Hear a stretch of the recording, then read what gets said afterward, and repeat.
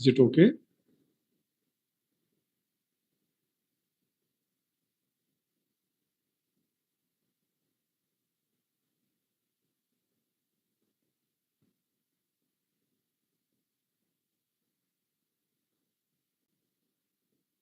Mujahid?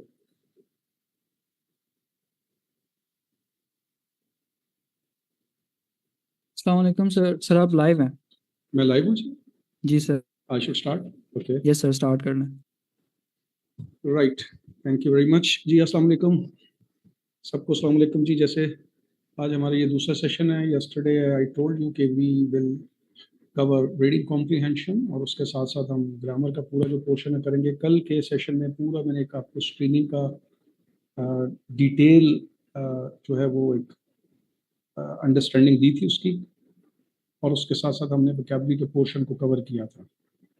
ठीक है, जब मैंने डिटेल अंडरस्टैंडिंग दी थी तो मीन्स मैंने जो तीनों कंपोनेंट्स हैं, ग्रामर, वोकैबुलरी, रीडिंग कॉम्प्रीहेंशन, इसके सैम्पल्स भी दिखाए थे, एग्जांपल्स भी दी थी, क्वेश्चंस किस तरह के आएंगे। So we have already discussed in detail and today I am going to start with reading comprehension.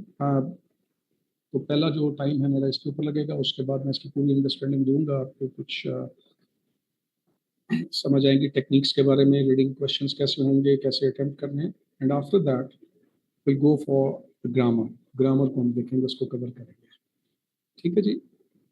So let me start with this word. अच्छा, although yesterday I made it clear but I would like to repeat it. Comprehend, जो आपको comprehension का content दिया जाता है, that is to check your ability to comprehend deeply, grasp mentally the whole idea, which means you apply all your intellectual faculties to sense a content, whether it's a straight sentence, it's a straight idea, straight कह लें कि idea है दूसरा, या implied है, text है, in whatever the form it is, you decode easily. And the content that is given to you, that is from variety of subjects. It could be from philosophy, literature, science, sociology, variety of literature, and you must have the ability to understand that language. And that is only possible कि खाली vocabulary से आपका काम नहीं चलेगा. It is only possible when you develop the habit of number one reading. सबसे पहला step होता है reading habit develop करना, so that you develop your mental muscles. ठीक है जी? And you have the stamina to sit for quite some time to focus on the given content. आप focus कर सके, because हमारा जो focus का attention span है वो बहुत limited है, few seconds तक रह गया है, अगर मैं exaggerate नहीं कर रहा तो। लेकिन अगर मिनट्स में भी हो तो ये 4-5 मिनट से ज़्यादा आप फोकस नहीं कर सकते। This is what I have observed. तो सबसे पहले तो आपको रीडिंग हैबिट डेवलप करनी है, then you go to the next level which is called reading sensibility. Reading sensibility का मतलब ये है कि आपको ये समझ आना शुरू हो जाता है कि सेंटेंसेस का आपस में रिलेशन क्या है। ठीक है जी? एक सेंटेंस में से थॉट कैसे पिक करते हैं, वर्ड्स को के जो क्यूज होते हैं, कंटेक्चुअल क्यूज, उनको कैसे, उनसे कैसे उनके मीनिंग को सेंस किया जाता है, even if you do not know any word. और अगर कोई वर्ड मुश्किल आ गया, डिफिकल्ट आ गया, तो आप उसको कैसे सेंस करेंगे। ठीक है जी? उसके बाद कौन सी फैक्टर्स या सेंटेंसेस या जो हैं या आइडियाज़ जो हैं वो रेलिवेंट है, कौन से इरेलीवेंट है, कौन सी इंफॉर्मेशन फैक्चुअल है, कौन सी इंफॉर्मेशन नॉन फैक्चुअल है, कौन सी डिटेल्स आर इम्पॉर्टेंट एंड कौन सी डिटेल्स आर अननेसेसरी डिटेल्स। ये है रीडिंग सेंसिबिलिटी। अगर रीडिंग सेंसिबिलिटी डेवलप नहीं होगी तो व्हाट वुड हैपन इज कि आप अपना टाइम बहुत सारी इररिलेवेंट डिटेल्स के ऊपर और गैर जरूरी वर्ड्स के ऊपर, उनके मीनिंग अखज़ करने के लिए, उनके मीनिंग सेंस करने के ऊपर अपना टाइम ज़ाया कर दोगे। Most of the students who can not do reading in time, या वो रीडिंग कॉम्प्रीहेंड नहीं प्रॉपरली कर सकते, तो उसकी रीज़न ये होती है कि they have not develop reading sensibility, और उसके पीछे फैक्टर ये है कि रीडिंग हैबिट नहीं है। अच्छा, once reading sensibility is developed, तो तीसरी स्टेज आती है reading as a skill.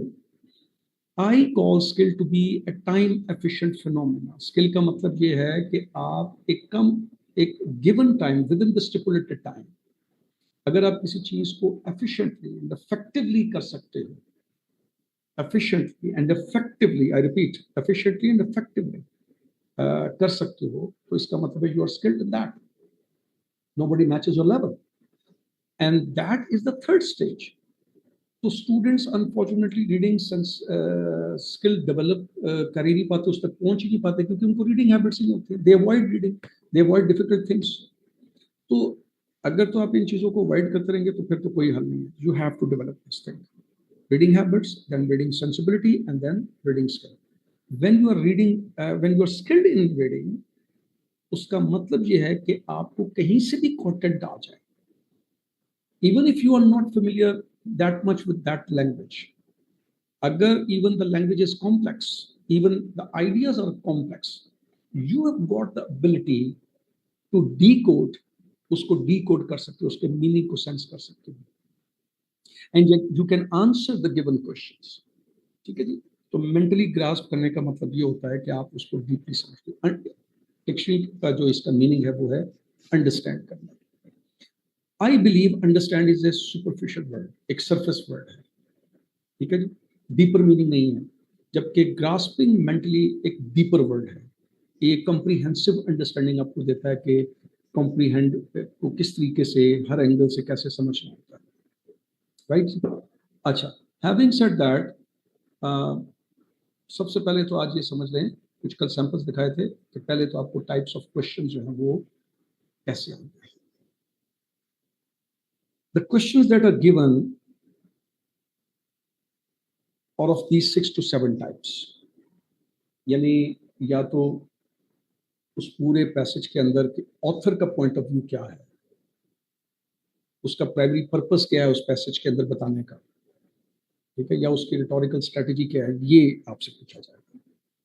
How do you see what is the primary objective और the purpose of the passage. ठीक है, ये जिसे कहते हैं ना मेन आइडिया, उसके बारे में. Another question could be कि वो कोई भी एक पोर्शन उठा के, कोई एक स्पेसिफिक हिस्सा उठा के और उसके बारे में आपकी अंडरस्टैंडिंग को चेक करेगा. They pick up a small lines. आगे चल के मैं एग्जांपल देता हूँ. A portion of that, maybe a phrase, maybe something in inverted commas, maybe about an expression, और वो आपसे पूछेगा कि इसका इस डिटेल के बारे में बताओ, इसके बारे में एक्सप्लेन करो. ठीक है जी. थर्ड इज कि द पैसेज के अंदर कुछ इंफॉर्मेशन है जिसके बारे में आपको लॉजिकली अज्यूम करना है. Make a logical assumption based on the details given in the passage. यानी जैसे आप इन्फर करते हो, how would you infer that, क्या इससे अखज़ करते हो कि क्या इसका क्या मतलब है, इससे वो क्या बताना चाह रहा है. Figure out what the purpose और इफेक्ट ऑफ अ लाइन और paragraph is in the context of a passage. एक स्पेसिफिक लाइन जो है उसको कोट करने का मकसद क्या था, उसके पीछे वो क्या मीनिंग करना चाह रहा है. इसी तरह किसी वर्ड को उठा के वो कहेगा इस कॉन्टेक्स्ट में इसका मीनिंग बताएं. ऑथर की टोन के बारे में, उसके मोड के बारे में, उसकी इमोशनल स्टेट के बारे में आपसे पूछ सकता है. And the last question could be कि एक स्टेटमेंट आपसे पूछेगा और वो कहेगा कि in the context of the paragraph ये देख के बताओ कि ये it's a fact, it's a truth, यदि ट्रू है, ये बात की गई है या नहीं की गई, फॉल्स है या बिल्कुल नहीं की गई, या नॉट गिवन, किसी सूरत में भी इसका जिक्र है ही नहीं, एग्जिस्ट ही नहीं करता. अब इन सारी चीज़ों की मैं आगे चल के एग्जाम्पल्स आपको देता हूँ, उससे आपको समझ आ जाएगा. ठीक है, ये देखो, this is the type of the question जहां पर वो आपसे कहता है कि out of these, of course multiple choice question की फॉर्म में जब दिया जाएगा क्वेश्चन, तो वो कहेगा कि ये मैंने तुम्हारे सामने पर्पस रखे हैं, बताओ इनमें से exactly what is the purpose of, और the primary purpose of course of the passage, जो भी पैसेज दिया जाएगा. ये पैसेज के साथ भी मैं आगे चल के एग्जाम्पल देता हूँ. क्या पैसेज जो है वो discuss the assumptions and reasoning behind the theory, जो भी थ्योरी उस पैसेज के अंदर दी गई है, जो भी बात की गई है, उसके पीछे लॉजिकल रीजनिंग की बात कर रहा है या assumptions के ऊपर बात कर रहा है.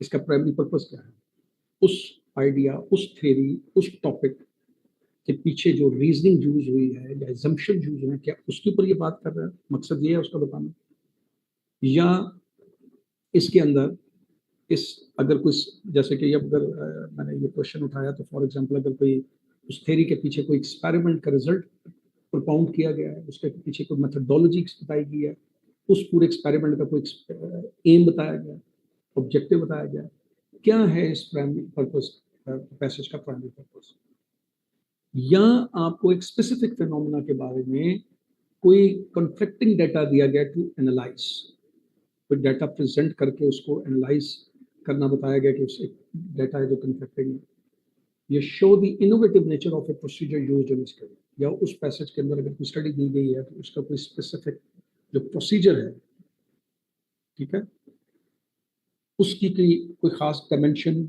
नॉवेलिटी के बारे में डिस्कस किया गया। सो प्राइमरी पर्पस का क्वेश्चन होगा इस तरीके से, वो आपसे पूछेगा इसका बताओ पर्पस क्या है, वॉट एवर द पैसेज, उसका प्राइमरी पर्पस बताओ। The second question could be कि वो एक स्पेसिफिक लाइन से भी पूछ सकता है, तो फोर्थ के जी फलां पैराग्राफ, जैसे फोर्थ पैराग्राफ है उसमें यहाँ पे तो मैंने नंबर मेंशन कर दिया 50 to 56, ये लाइंस पढ़ लो और उस पर लेट्स सपोज के प्लेटोस का प्रिंसिपल ऑब्जेक्शन टू पोइट्री जो है वो क्या ये है, और उसके बारे में डिटेल पूछेगा, यानी वो एक स्पेसिफिक लाइन उठाई, उसमें प्लेटो की प्रिंसिपल ऑब्जेक्शन उसने कोई किया है, ठीक है, और वो पोइट्री के ऊपर है लेट्स सपोज, अगर वो पोइट्री के ऊपर वो ऑब्जेक्शन है तो बताओ कि वो ऑब्जेक्शन किस किस्म का है, क्या उसकी लैंग्वेज के बारे में कि लैंग्वेज इज कंफ्यूजिंग, क्या उस पोइट्री की वाइड स्प्रेड जो पॉपुलैरिटी है उसके ऊपर उसको ऑब्जेक्शन है कि ये पॉपुलैरिटी नहीं होनी चाहिए, ठीक है, क्या उस पोइट्री में उसने कोई डिस्टर्बिंग किस्म के टर्बुलेंट किस्म के इवेंट्स को डिपेक्ट किया है जिसके ऊपर एतराज़ है, राइट, या लोगों के मॉरल के ऊपर जो एक इन्फ्लुएंस है, ठीक है, उसके ऊपर बात की जाए, तो वो स्पेसिफिक लाइन जब उठाएगा पैराग्राफ से, ठीक है, और उससे वो आपसे पूछेगा कि इसको पढ़ के बताओ कि बेसिकली वो पोइट्री के ऊपर उसका स्पेसिफिक ऑब्जेक्शन क्या है, what is the main objection, means उस लाइन के अंदर ऑब्जेक्शन जरूर मौजूद होगा, ऑब्जेक्शन मौजूद होगा, उस जो लाइंस उठाएगा वहां पर पोइट्री के ऊपर ऑब्जेक्शन होगा, and he would simply ask to identify इधर से कि वो उस ऑब्जेक्शन की नेचर क्या है, वो ऑब्जेक्शन लैंग्वेज के ऊपर है, वो उसकी पॉपुलैरिटी के ऊपर है, वो उस पर जो इवेंट्स एक्सप्लेन किए गए हैं उसके ऊपर है, वो जो इन्फ्लुएंस ऑन मॉरल्स, लोगों के मॉरल्स के ऊपर जो इन्फ्लुएंस है उसके ऊपर है, you have to sense that, उसको आपने गेस करना है, ठीक है जी। दिस वुड शो कि आप किसी भी इंफॉर्मेशन को एनालाइज कैसे करते हो, your analytical skills, do you have the ability to analyse a specific detail or information, कर सकते हैं कि नहीं कर सकते, तो if you can apply your analysis with your analytical approach, it means because there are so आपकी daily communication के अंदर, oral कम्युनिकेशन के अंदर, written कम्युनिकेशन के अंदर आपके सामने बहुत सी ऐसी इंफॉर्मेशन आती है जिसको आपको पहले एनालाइज करना होता है। देखो किसी भी इंफॉर्मेशन को पहले आपने अंडरस्टैंड करना है, राइट, उसके बाद आता है कि आपको उसको एनालाइज करना है, दूसरा है उसको वैल्यूएट करना है, वैल्यूएशन का मतलब कि उस इंफॉर्मेशन को आपने जज करना है कि for example what is the thing and why this is important, अगर आपकी ये एबिलिटी है एनालाइज करने के बाद एवेल्युएट करने की एबिलिटी है, एनालाइज करना जो है वो तो आपको किसी भी प्रॉब्लम सॉल्विंग के लिए बहुत इंपॉर्टेंट है, किसी भी सिचुएशन में कोई प्रॉब्लम आ गई तो प्रॉब्लम को सॉल्व करने के लिए, प्रॉब्लम को आइडेंटिफाई करने एनालिटिकल स्किल होना बड़ा जरूरी है, राइट, लेकिन डिसीजन मेकिंग के लिए जो आपकी एबिलिटी होना जरूरी है दैट इज ऑल, कि आप किसी इंफॉर्मेशन को एवेल्युएट कैसे कर सकते हो, राइट, वाई की बुनियाद पर। So in this question when he gives you the specific detail उठाएगा जिसमें ऑब्जेक्शन फॉर एग्जांपल मैंने कहा हुआ होगा, तो वो आपसे सिर्फ पूछेगा कि एनालाइज करके बताओ कि ये ऑब्जेक्शन है किस किस्म का, if you can understand that, you can identify the objection, इसका मतलब है कि आपके कॉम्प्रिहेंशन स्किल्स के लिए जो ये वाला एलिमेंट है ऑफ एनालिसिस दैट वर्क्स, ठीक है जी। इसी तरह इन्फ्रेंस, किसी बात से कुछ अखज़ करना, right, which of the following if available, I mean कोई भी चीज है उस पर से कहता है which of the following if available would best refute the author's assertion about the young upstart, means उसने एक पोर्शन उठाया, ये जो 4 मैंने नीचे जैसे ऑप्शन दिए हैं, और उनको देख के कहता है ये बताओ इनमें से कौन सा है जो राइटर ने बात की थी यंग अपस्टार्ट के बारे में, उसके दावे को रिफ्यूट कर रहा है। ठीक है, अब डेफिनेटली वहां पर डायरेक्ट रिफ्यूटेशन नहीं है, रिफ्यूट डायरेक्टली नहीं करना, आपने इन्फर करना उसकी लाइन से, उनकी लाइन से सेंस करना है कि वो रिफ्यूट कर रहा है। Evidence that certain kinds of particles in nature exceed the speed of light, मतलब ये ऑप्शंस है। For example, confirmation of tradition that exist in the earlier stages of the big bang, speculation. अच्छा, ये एक चीज सही में रखनी कि इस वक्त इन चीजों के बारे में पैराग्राफ और पैराग्राफ से स्पेसिफिक लाइन उठा के मैं आपको एग्जांपल नहीं दे रहा, राइट? इसलिए नहीं दे रहा हूं कि कल मैंने इससे रिलेटेड पैराग्राफ दिखा के जनरली सारी बातें बताई थी, और आप अभी आगे चल के मैं पैराग्राफ दिखाऊंगा और उनके स्पेसिफिक क्वेश्चंस और उनकी एक्सप्लेनेशन दिखाऊंगा। यहाँ सिर्फ आपको एक जनरल आइडिया दे रहा हूँ कि ये जो डिफरेंट टाइप्स ऑफ क्वेश्चन है ये कैसे आते हैं, that's it. So there is nothing to be worried about कि पैसेज कहाँ है, उसकी लाइन कहाँ है, हमें कैसे पता चलेगा। It is just to give you an idea कि, क्योंकि डिटेल पहले डिस्कशन हो चुकी है शुरू में, तो just to give you an idea कि सवाल कैसे बना होता है। ठीक है जी, तो इस तरह से कोई लाइंस, फॉर एग्जांपल जैसे 57 उस पे यंग अपस्टार्ट का डिस्कशन हुआ है, और वो कहता है जी ये जो नीचे ऑप्शन है इन ऑप्शंस को सेंस करो, और वो यंग अपस्टार्ट के बारे में जो बात हुई है उसमें जो ऑथर ने असर्शन दी है, दावा किया है, उस बात को समझो, इनमें से देखो कौन सी बात उसकी बात को रिफ्यूट कर रही है। ठीक है जी, so these are the option that are given to you. The next question is about the function. The author of the passage uses the quotation. ठीक है जी, फॉर एग्जाम्पल उसने दिखा दी ये 5 लाइन नंबर 5 और 6 के अंदर उसकी कोटेशन, और उसने आपसे पूछा कि इस कोटेशन प्राइमरीली ये कर क्या रही है। ठीक है जी, ये प्राइमरीली यानी इसका बुनियादी जो मकसद है, इसको देखें अगर इसका पहला जो इसका ऑब्जेक्टिव है वो क्या है, कोटेशन इस लाइन में एज ए क्या काम कर रही है, as a vivid expression of how she views words, या ये powerful example of what she sought in Shakespeare, scholarly citation linking her to poetic words, comical introduction to a problem encountered by every dramatic performer।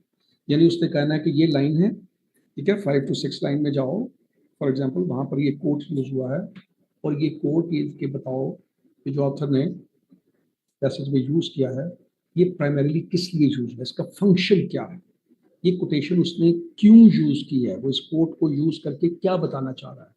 ठीक है जी, क्या वो vivid expression बताना चाह रहा है of how she use words, या वो एक एज ए पावरफुल एग्जांपल के तौर पर यूज कर रहा है what she sought in Shakespeare, या वो एक हवाला दे रहा है scholarly linking her to the poetic words, या वो एक महज कॉमिकल इंट्रोडक्शन दे रहा है उस प्रॉब्लम के बारे में जो हर ड्रामेटिक परफॉर्मर को एनकाउंटर करनी पड़ती है। ठीक है जी, तो उस कोट को पढ़ना है, डेफिनेटली वो कोट डायरेक्टली तो बातें नहीं करोगे, बट आपको उसके फंक्शन को देखना है कि इस कॉन्टेक्स्ट में क्या है, राइट। इसी तरह से कोई स्पेसिफिक वर्ड, जैसे कि वर्ड है फॉलो। अब फॉलो का एक लेक्सिकल मीनिंग है, लिटरल मीनिंग है, एक है कंटेक्चुअल मीनिंग।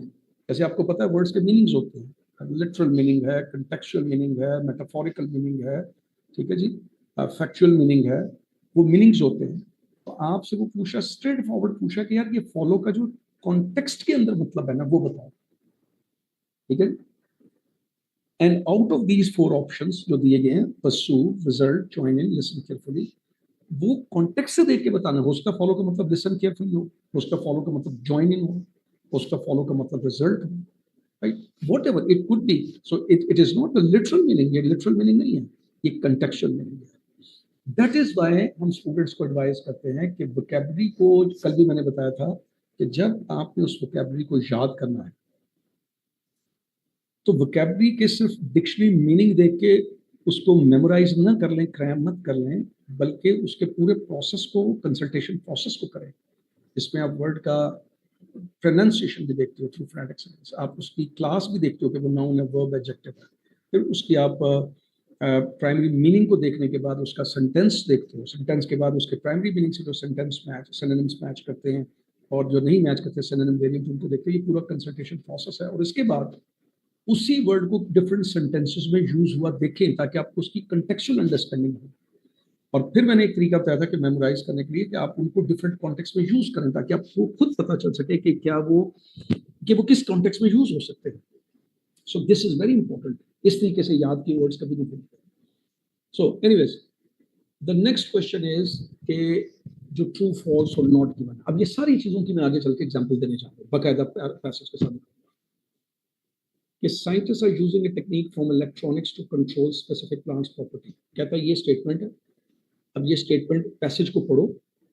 पैसेज को पढ़ने के बाद बताओ कि ये बात सही है, ट्रू है. अब देयर इज अ पॉसिबिलिटी कि the statement would be with similar words, इस इन्हीं वर्ड्स के साथ लिखी हो. ठीक है जी.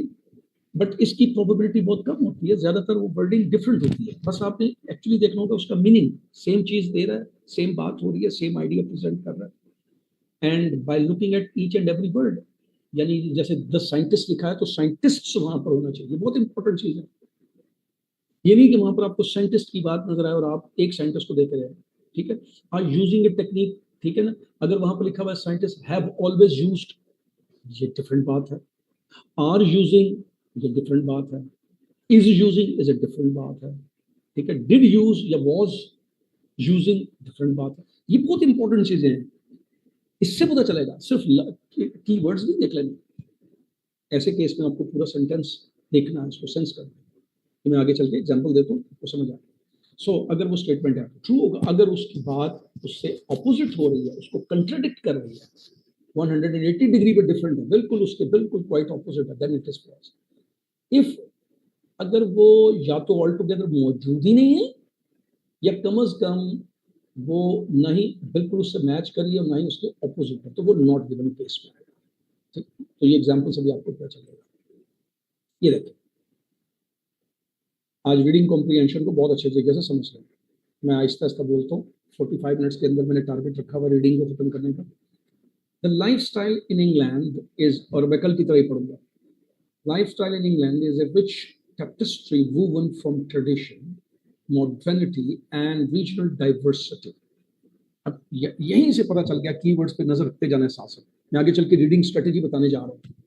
रीडिंग स्ट्रेटेजी मैं आगे बताने जा रहा हूँ. यहाँ पर मैं थोड़ा सी डेमोन्स्ट्रेट करूंगा, तो इसलिए मेरे लफ्जों पे गौर करना है.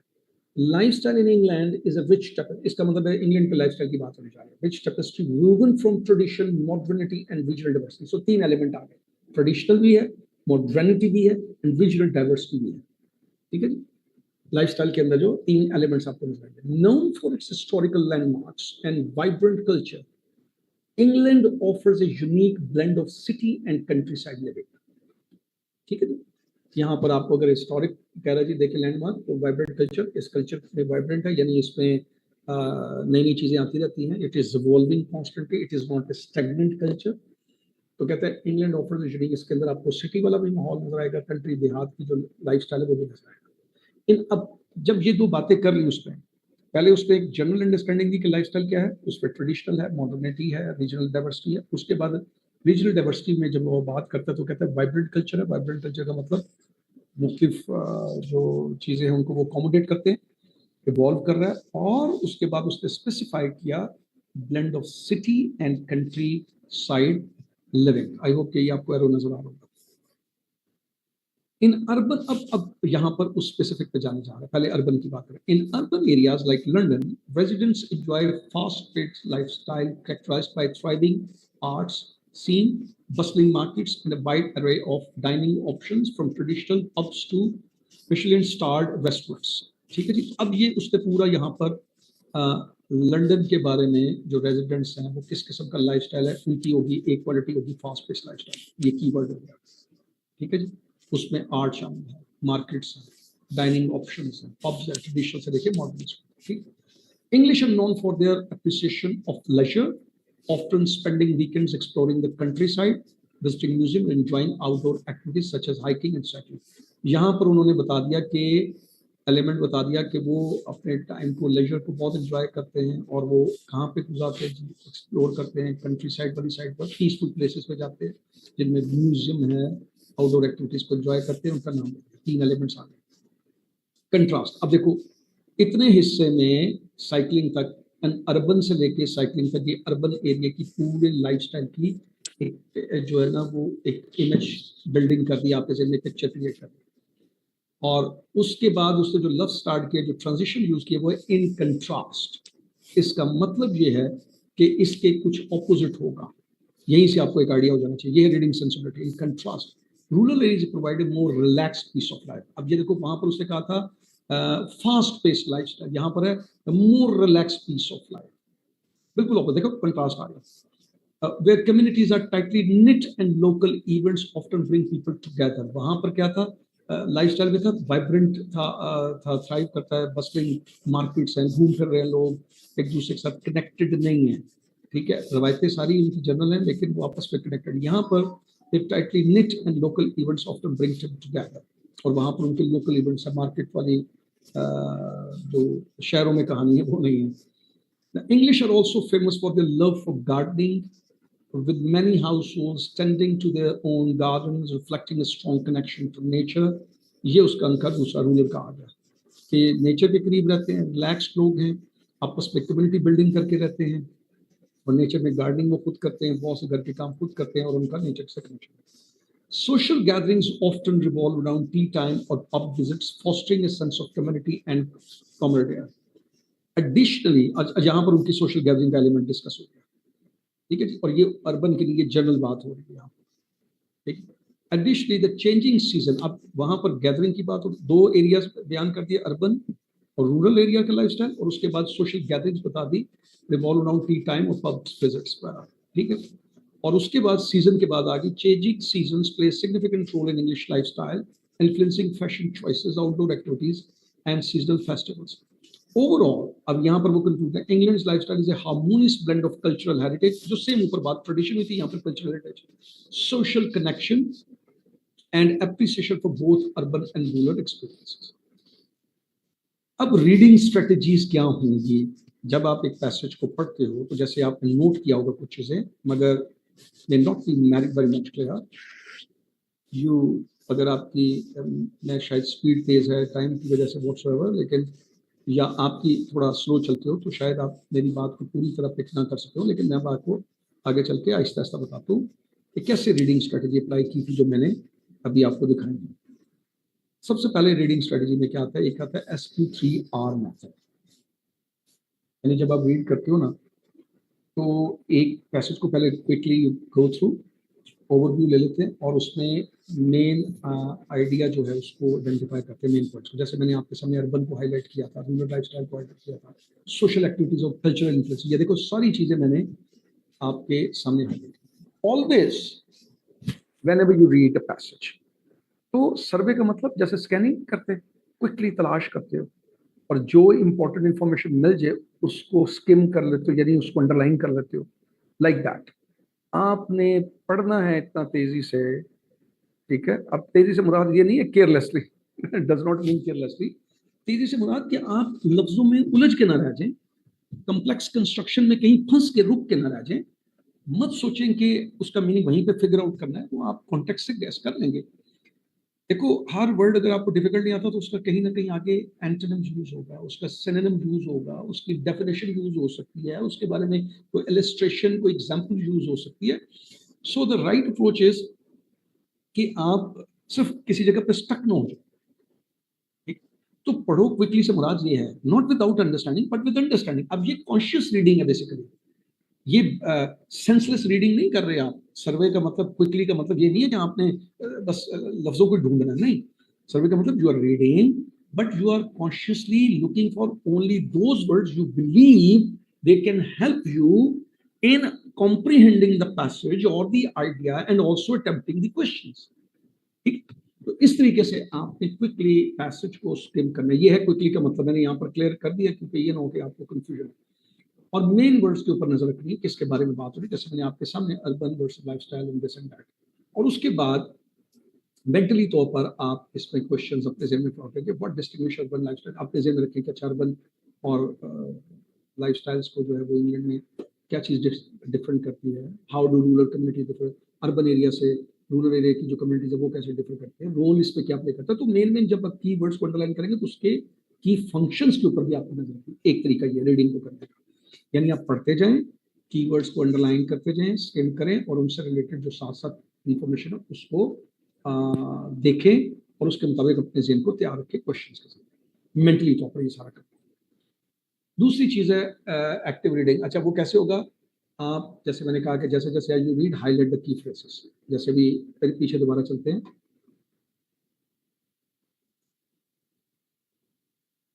जब देखो ना अर्बन रूरल लाइफस्टाइल आपने पढ़ा ना, तो ये देखो आगे ये तो अर्बन की क्या लाइफ थी, फास्ट पेस लाइफस्टाइल थी। फिर पीछे चलते हैं, फिर उसके बाद सोशल रूरल कम्युनिटीज के बारे में आपने पढ़ा, लाइफस्टाइल के बारे में पढ़ा, सोशल एक्टिविटीज के बारे में पढ़ा। तो उसके बारे में क्या है जी, एंटीनेट कम्युनिटीज इन रूरल एरियाज, ठीक है। फिर उसके बारे में पढ़ा सीजन क्या रोल प्ले करते हैं, तो सीजन से देखें changing season influence lifestyle choices.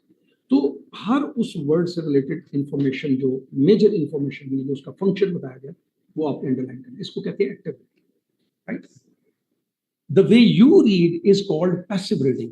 Passive reading का मतलब ये है कि you are not actively involve by critically thinking about every word or every information. You are not analyzing information. You are not relating that information. ठीक है। जबकि active reader का मतलब है कि you are consciously involve, you know what you are looking for, और जो आपको ढूंढ रहे हैं उससे रिलेटेड जहां जहां इंफॉर्मेशन आती है आप उसको निक टुगेदर करने की कोशिश करते हैं ताकि आपको याद रहे, उनको अंडरलाइन करते हो, उनके ऊपर नंबर्स लगाते हो, वॉट एवर यू डू, ताकि आपको याद रहे कि इससे रिलेटेड ये बात मौजूद है। ठीक है जी। The next is mind mapping कर सकते हो, यानी अर्बन लाइफस्टाइल के बारे में जो बातें हुई हैं, क्या क्या बातें हुई हैं जी। एक फास्ट पेस थी, मेजर बात हुई थी, और आर्ट्स एंड डायरी का जिक्र हुआ था। देखिए मैंने आपको दोनों दिखाए थे। माइंड मैपिंग कर लें, आप साइड पे माइंड मैपिंग कर लें, अलग-अलग मेजर पॉइंट्स लिख लिए, urban lifestyle, rural lifestyle, social activities, season, और 4 एरियाज के ऊपर ही बात हुई थी, और उनमें फिर उसकी स्पेसिफिक्स, यानी ऐसे ही है कि आप पहले उनकी मेजर पॉइंट्स के ऊपर, फिर माइनर करंट्स के ऊपर चले जाते हैं। Major currents and minor currents. तो मेजर क्या है? Urban lifestyle, rural lifestyle, social activities, social trip. इन टॉपिक्स के ऊपर बात हुई है। इन टॉपिक्स के ऊपर क्या बात हुई है वो ये है, fast pace, arts and dining, ये हो गया अर्बन। ठीक है जी। रूरल लाइफस्टाइल के बारे में कि उनकी रिलैक्स पेस लाइफ है, वो गार्डनिंग करते हैं। सोशल एक्टिविटीज के बारे में क्या कहा गया? टी टाइम एक्टिविटीज, पब्स होता है, और कम्युनिटी इवेंट्स होते हैं।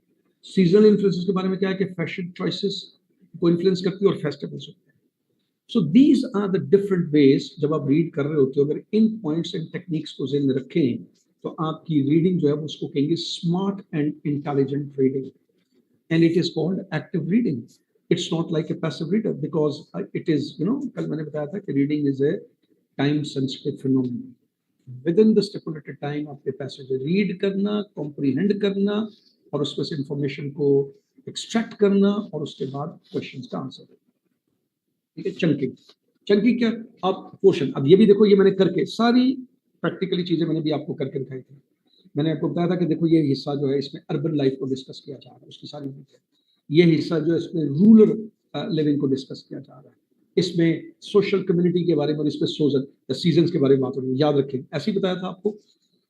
अगर आप मुझे गौर से सुन रहे थे तो आपको ऐसे ही नजर आएगा। अर्बन एरिया पहले पहले हिस्से में डिस्कस हुआ, फर्स्ट पैराग्राफ से। यहाँ पर मुराद यही है कि फर्स्ट सेगमेंट, इसको मुझे लिखना चाहिए था सेगमेंट, पैराग्राफ मैंने लिख दिया फर्स्ट सेगमेंट। जब भी रीडिंग करते हैं ना, उसकी सेगमेंटेशन कर लेते हैं। सेगमेंटेशन का मतलब थॉट वाइज आप उसको डिवाइड कर लेते हो। यहाँ पर तो पैसेज जो मिलेगा वो तो आपको 150 वर्ड्स का मिलता है ना ऑलमोस्ट, ठीक है। 150 रफली पैसेज आता है। तो कंप्रीहेंशन में चलते हैं तो आपको 350 वर्ड्स प्लस का पैसेज आता है। तो उसमें जो थॉट्स बनते हैं 4 to 6 थॉट्स बनते हैं, और उतने ही सेगमेंट्स बन जाते हैं। यहाँ पर भी 150 का तो आपको 3-4 थॉट्स आपको मिल जाते हैं, तो आप उनके सेगमेंट्स बना लेते हैं, ठीक है, by looking at the transitions और ट्रांजिटिव वर्ड्स। ठीक है। जैसे यहाँ पर कंट्रास्ट का वर्ड शायद लिखा हुआ था, तो आपको पता चल गया था कि कंट्रास्ट में रूरल लाइफ की बात करने जा रहे हैं। तो this that was the second segment. तो सेगमेंट्स कर लेते हैं। अब पहले सेगमेंट में अर्बन लिविंग की बात हुई, इसको कहते हैं चंकिंग। और पहले एक इन्फॉर्मेशन को निकाल लिया, साइड पे कर लिया, मतलब अर्बन लिविंग को किया और उसकी वो माइंड मैपिंग कर ली, ठीक है, उसके मुताबिक पॉइंट्स निकाले। रूरल लिविंग निकाला और उसकी माइंड मैपिंग कर ली, और फिर सोशल कनेक्शन के पॉइंट निकाला, सीजन का निकाला, कर ली। So in this way you are actively reading each and every point in detail. ठीक है जी। अब ये आ जाते हैं जी क्वेश्चंस। ठीक है, ये है क्वेश्चन, ये यहाँ पर मैंने एक्सप्लेनेशन दिया। अब मैंने यहाँ पर चूंकि देखो I think if you are listening to me live, I don't know, but if you're not listening to me and you just listening to this recording, तो चूंकि हमारी लाइव अगर कम से कम डिस्कशन नहीं हो रही, and I can't take your comments from because of the restraint of the time, nor I can answer, ठीक है। तो इसमें मैंने बजाय इसके कि आपको एक्सरसाइज पे लगाता, आपको पता है कि बाद में आपको एक्सरसाइजेस मिल जाएंगी करने के लिए। पहले हम जब स्क्रीनिंग टेस्ट करवा रहे थे तो वो एक टाइम जो होता था कि कुछ टाइम लेक्चर होता था, फिर उसके बाद 1-1.5 घंटा एक्सरसाइज के लिए हम देते थे, उसी एक्सरसाइज में करके वहीं से फिर रिजल्ट्स आते थे, फिर हम उसको डिस्कशन करते थे। लेकिन unfortunately participation for the exercise, ये हमने हमेशा नोट किया है, स्टूडेंट्स की पार्टिसिपेशन नहीं होती। जब बात आती है काम करने की, अनफॉर्चुनेटली हमारे स्टूडेंट्स कोऑपरेट नहीं करते। लेकिन जब आती है बात सिर्फ पैसिव लिसनर लर्नर बनने की, लेक्चर लेने की, तो बहुत ज़्यादा स्टूडेंट एक वाइब्रेंट होता है, डायनेमिक होता है, जी हमें बस देते जाएं देते जाएं देते जाएं देते जाएं इन्फॉर्मेशन। लेकिन जब कोई असाइनमेंट लिखने की बात आती है, हम ट्यूटोरियल कंडक्ट करते हैं, अनफॉर्चुनेटली ट्यूटोरियल्स में सीरियस लोग आते हैं, लेकिन नहीं सारे लोग आते। वैसे हर वो शख्स जो सवाल कर रहा होता है अनफॉर्चुनेटली क्लास में, वो कभी मैंने ट्यूटोरियल में नहीं आते देखा कि वो आके प्रैक्टिस करे, डिस्कशन करे। जब उनको मौका दिया जाता है कि आओ डिस्कस करो, बैठो, क्वेश्चंस अपने पुट अप करो और हम आपको आपकी स्ट्रेंथ्स वीकनेसेस वे फॉरवर्ड बताएं, नहीं आते पार्टिसिपेट करते। वैसे क्वेश्चंस क्लास में सब करते रहे, राइट। अनफॉर्चुनेटली ये अलमिया है हमारा। इसी तरह तो जब स्क्रीनिंग थी तो हम पूरा टाइम देते थे कि पहले लेक्चर होगा 1-1.5 घंटे के अंदर और सेशन ज़्यादा होते थे, तो उसके बाद एक्सरसाइज करें, एक्सरसाइज करके वापस आए, मुझे जवाब दे। And unfortunately teachers used to wait, student never appeared. Student 2, 4, 5, 500 की क्लास है, 400 की क्लास है, तो 10 लोग बैठे हुए हैं और वो बस अपने आंसर डिस्कस करें, वो बात है। सो इसलिए अब वो चीज़ हमने ख़त्म करके मैंने ये तरीका रखा हुआ कि ये सामने है, आपके सामने ऑप्शन दिखा दिया, आपको डिस्कस कर लिया। पैराग्राफ अगर आपने पढ़ लिया होगा, बाकी रिवाइंड करके भी पढ़ सकते हो, उसको पीछे जाके पढ़ो, आपको पता चलेगा। What can be inferred about the English attitude towards the year activity. Attitude क्या है भाई, उसके बारे में आप क्या है? No specific word of attitude has been, you might have seen over there. आपने लेयर एक्टिविटीज वो कैसे करते हैं, उसको देखने के बाद आपने इन्फर करना, ये इन्फ्लुएंस का क्वेश्चन, कि उनका एटीट्यूड लेयर के बारे में क्या है। They prefer to work long hours या they prioritize layer and social studies. And you notice that कि वो प्रायोरिटाइज करते हैं लेयर को, कंट्री साइड पर जाते हैं, गैदरिंग्स करते हैं, इवेंट्स में हिस्सा लेते हैं, दोनों जगहों पे, शहरों में भी, देहातों में भी। तीसरा ऑप्शन है they do not engage in outdoor activity. भाई वो तो होते हैं, they focus solely on urban living. नहीं, ऐसा नहीं, अर्बन वाले तो उधर जाते हैं। सो एक्सप्लेनेशन देखिए नीचे लिखी है। The paragraph highlights that English enjoys spending weekend exploring the countryside, visiting museum, engaging in social activities like tea time and pub visits, indicating that leisure community connections are important aspect of lifestyle. ठीक है जी, तो ये इस तरह से question होगा, आपको इन्फर करना होगा। That shows your intellectual ability कि आप किसी चीज को पढ़ के गेस कर सकते हैं। बेस्ड ऑन द पैराग्राफ वो कहता है how does the urban lifestyle in England impact cultural activities. Paragraph को पढ़ो और उसकी बेस पे बताओ कि कल्चरल एक्टिविटीज को अर्बन जो लाइफस्टाइल वो कैसे इम्पैक्ट करता है। ठीक है, अब इसमें मैंने ऑप्शन आपको नजर दिया, अब लेकिन आप ऑप्शन सारे पढ़ने चाहिए। Urban living reduces access to cultural world, बिल्कुल बात हुई नहीं है वहां पर। It fosters a thriving art scene and diverse cultural activities. Yes, ये डिस्कस हुआ, नीचे एक्सप्लेनेशन लिखी है। The paragraph describes urban areas particularly London as having a fast-paced lifestyle with a bustling art scene, पूरा लफ्ज था वहां पर, suggesting that urban living enhances cultural engagement and diversity in activities. ठीक है जी, तो ये डिस्कशन हुआ। नीचे वाला ऑप्शन भी पढ़ लेते हैं। It emphasise traditional rural practices. नहीं, बिल्कुल खाली ट्रेडिशनल नहीं, उसका स्टार्ट ही ये था कि ब्लेंड है, मॉडर्निटी भी है, ट्रेडिशन भी है। Urban residents do not participate in social activities, बिल्कुल नहीं कहा था, उनकी सोशल एक्टिविटीज अलग, उनकी नोयत किस्म की अलग है। रूरल वालों की जो nature of social activities different है, but they do all collectively, ये दोनों अर्बन भी और रूरल भी सोशल एक्टिविटीज को प्रेफर करते हैं। ठीक है जी, प्रायोरिटाइज करते हैं। The next, what might be a consequence of the tightly knit nature of rural communities in England. अच्छा, अगर ये है तो इसका कौन सा, अब कॉन्सिक्वेंस वर्ड देख के ऐसे लगता है कि जैसे कोई नेगेटिव किस्म की रिजल्ट आएगा। ठीक है जी, लेकिन अगर आपने पूरा पैसेज गौर से पढ़ा या भी दोबारा जाके पढ़ो तो वहां पर आपको ये नजर आएगा stronger support networks and community types.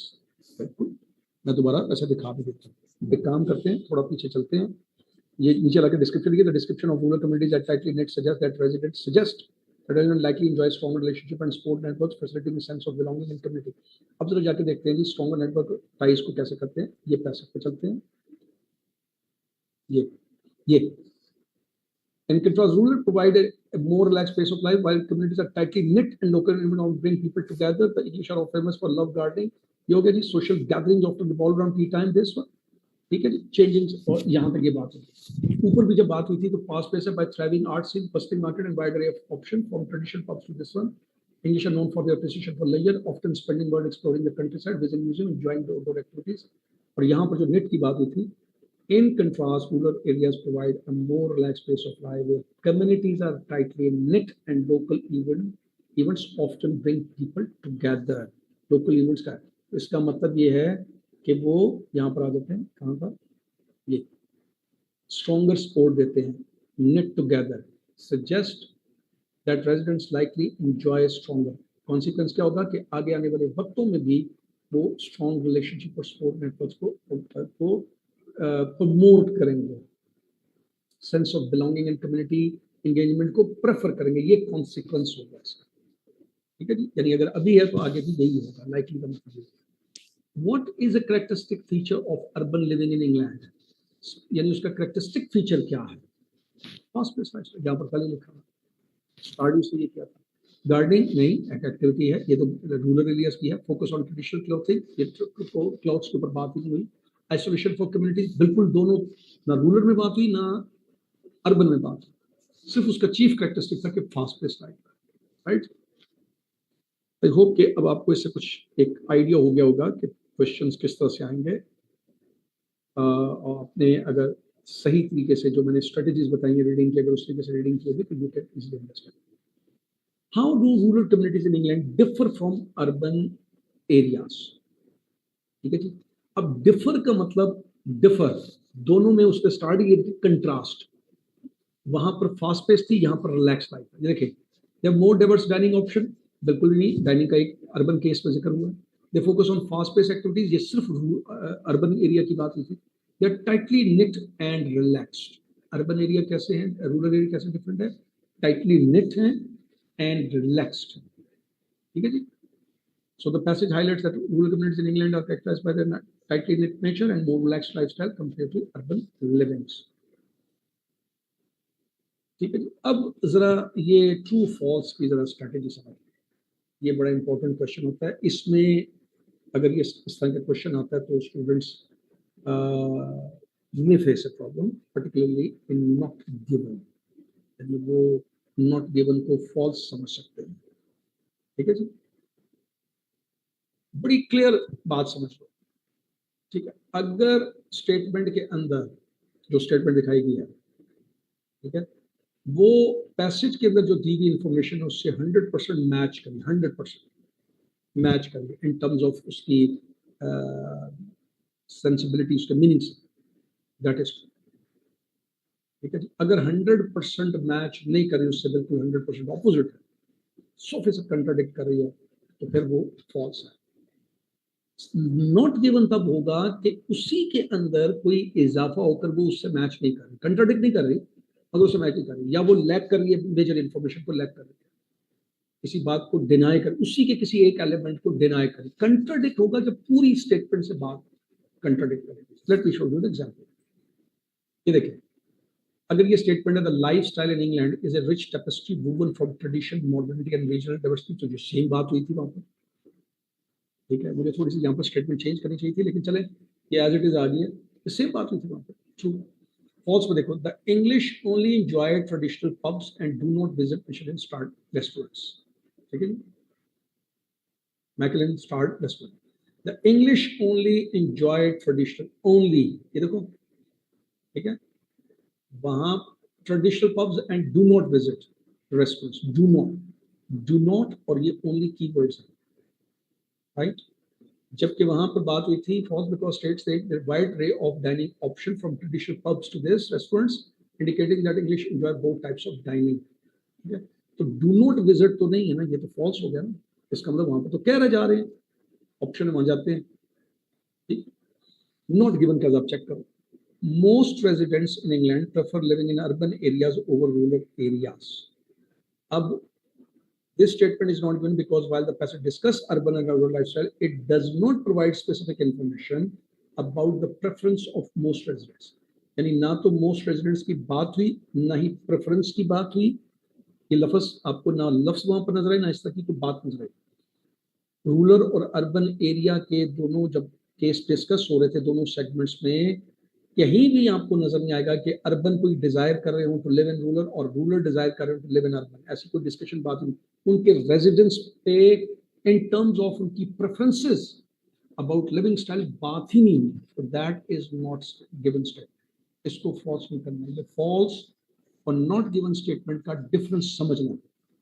दोबारा से, फॉल्स तब होगा जब उस गिवन स्टेटमेंट को प्रॉपरली कंट्राडिक्ट करेगा, प्रॉपरली कंट्राडिक्ट करेगा, क्लियर कट नजर आएगा कि उससे बात को डिनाई कर रहा है। जबकि नॉट गिवन स्टेटमेंट होगी जब वो इंफॉर्मेशन एग्जिस्ट ही नहीं करती होगी। ठीक है जी, उस तरह की बात कहीं किसी शक्ल में भी नहीं होगी, that is not given.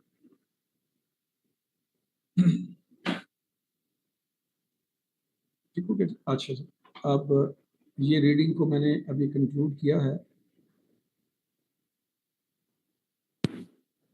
Just a minute.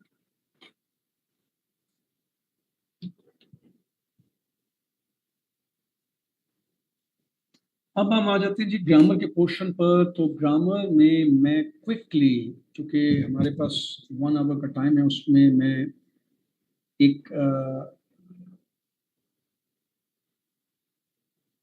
जो एक सेकेंड आप पहले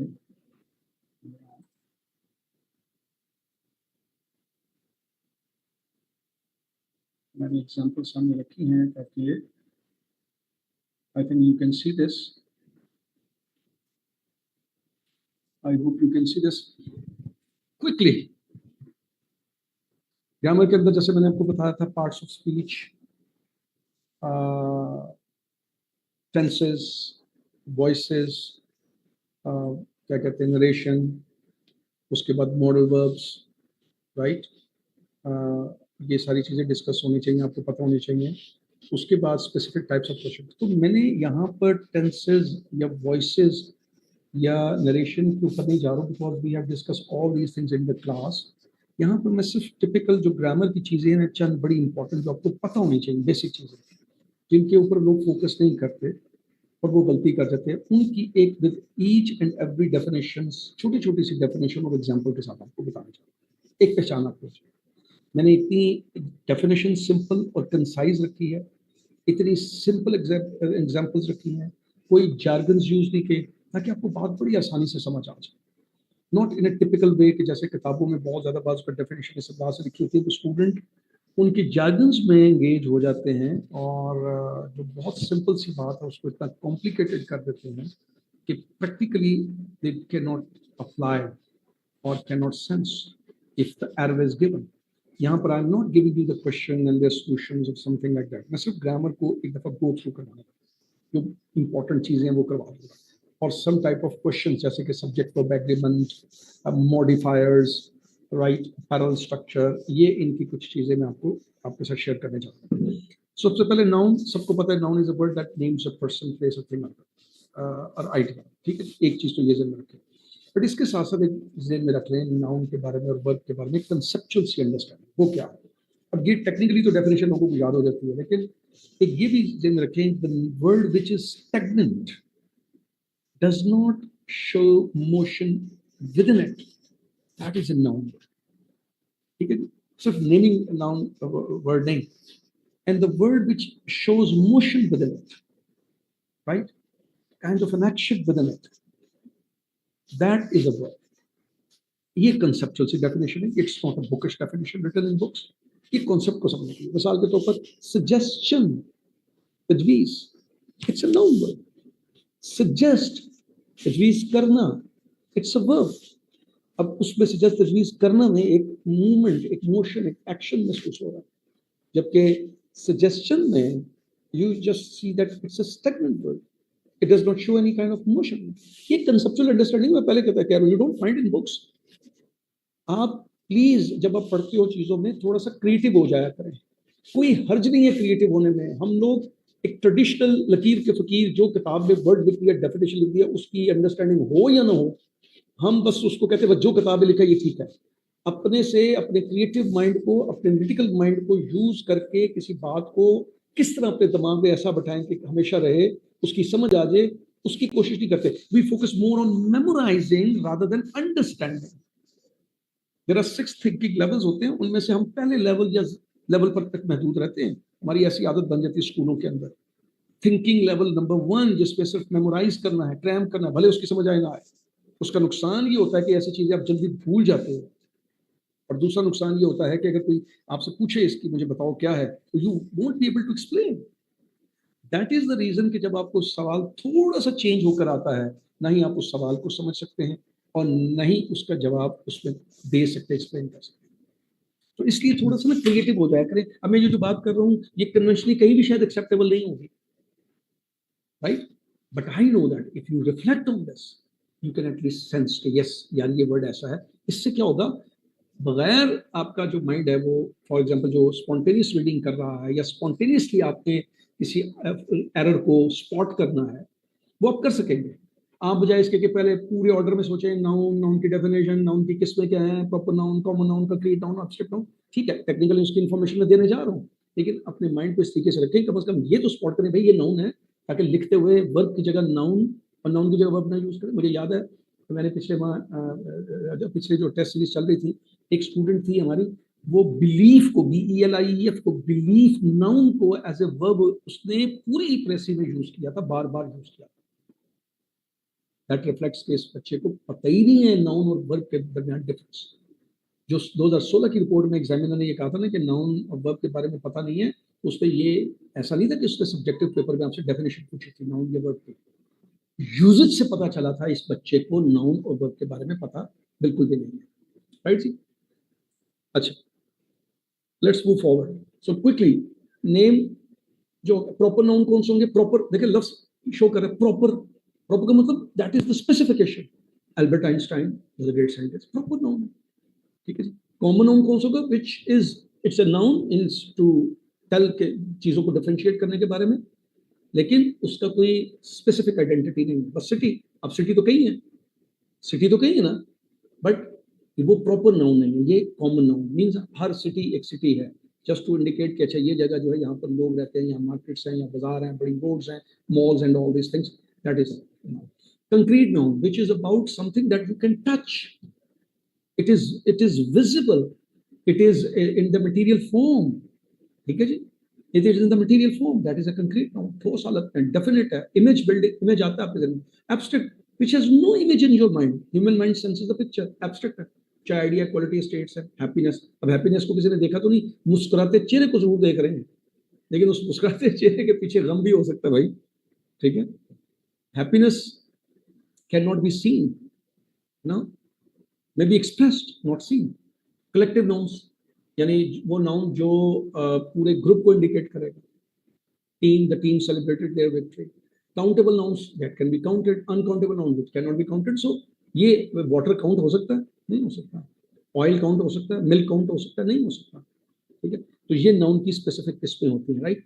pronounce, pronouns, pro mean favour करने वाला, प्रोनाउन नाउन की फेवर करने वाला, mean telling something about the noun. ये देखो अब ये मैं क्रिएटिव डेफिनेशन दे रहा हूँ आपको, बुकिश डेफिनेशन. प्रो कहते हैं ना, pro, pro Pakistani, pro Indian, pro American, favour करने वाला. सो नाउन की जगह यूज होने वाला है in place of, mean it is referring to noun, it is taking, it is supporting noun, noun के बारे में बात कर रहा है. सो ही, ठीक है जी, went to no, she, I, will, you, they, ये सारे नाउन होते हैं. पोजेसिव का मतलब पोजेस करना, शो मलकियत. द बुक इज माइन या my book. Reflexive pronoun, reflexive. मैं बार बार बोल रहा हूँ कि मैं बुकिश डेफिनेशंस का ना आदी हूँ ना मैं बोल रहा हूँ यहाँ पर, मैं कंसेप्चुअल बात बता रहा हूँ ताकि आपको साथ साथ समझ आती है. रिफ्लेक्सिव, मुनक्किस होना, रिफ्लेक्ट कहते हैं मुनक्किस होना. Refer back to this. ठीक है, जैसे पता चलेगा उसकी, उसके वापस उसको दे रहे. She made herself a cup of T. herself, yourself, myself, ठीक है, themselves, ये reflexive pronouns. Demonstrative means, you know, where you are signaling किसी खास चीज की परेशान कर, this, that, these, ये सब demonstrative pronouns है, because ये किसी नाम की जगह पे यूज हो रहे, किसी जगह के लिए, लोगों के लिए, ज्यादा के लिए. Relative pronouns, ठीक है जी. Relative pronouns mean, जैसे यहाँ पर introduce the depending clause, means the man who called is my friend. अब ये देखो, ये who is telling about the man, उस शख्स के बारे में जिसने उसे कहा.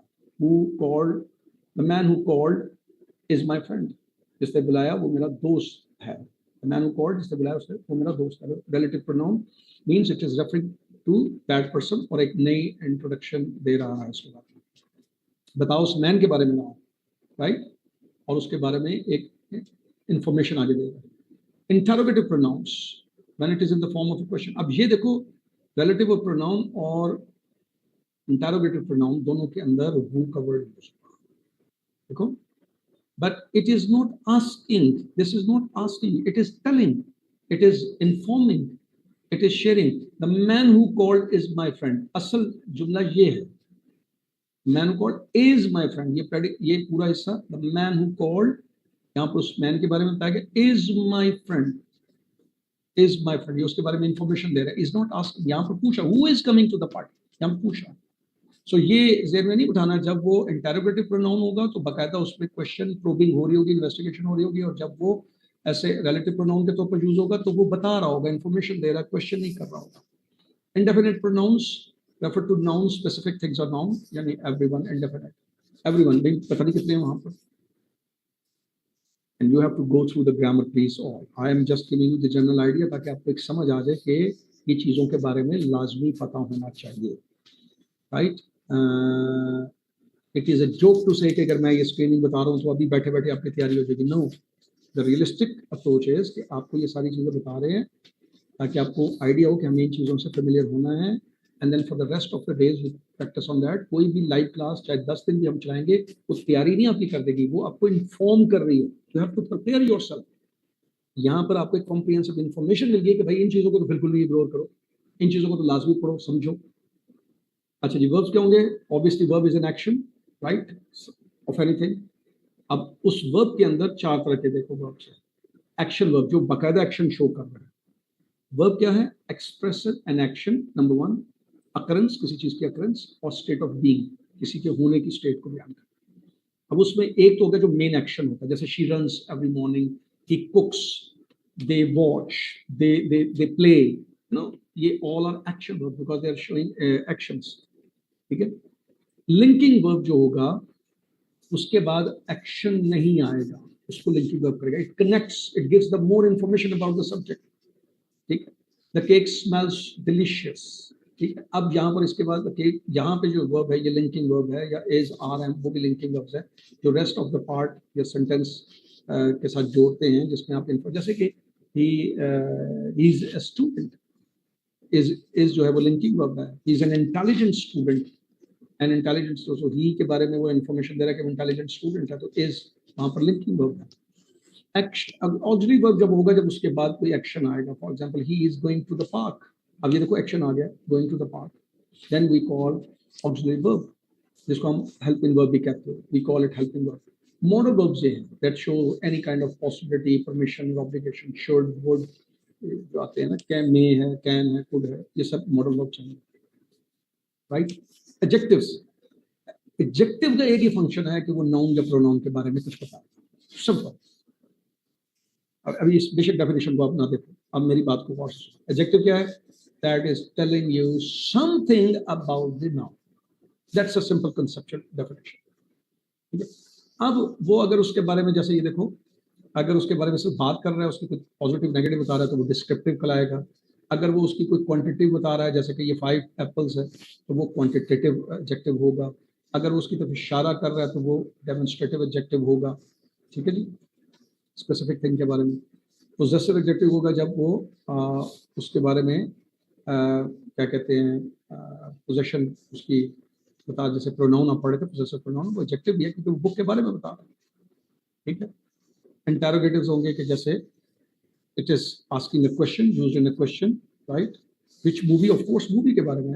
एडजेक्टिव तब होता है ना जब हम कुछ चीज उसको डिस्क्राइब कर रही है, नाउन को, ये प्रोनाउन के बारे में। अच्छा, यहाँ पर हो सकता है आप में से बहुत से स्टूडेंट्स को एक कंफ्यूजन हो रही है, अच्छा जी ये वो प्रोनाउन भी है और ये एडजेक्टिव भी है, ये कैसे है? तो ये जरा एक समझ लो। देखो, एक आई है फॉर एग्जांपल, मैं यहाँ पे अब लिख नहीं रहा वर्ड्स के ऊपर, स्मॉल आई।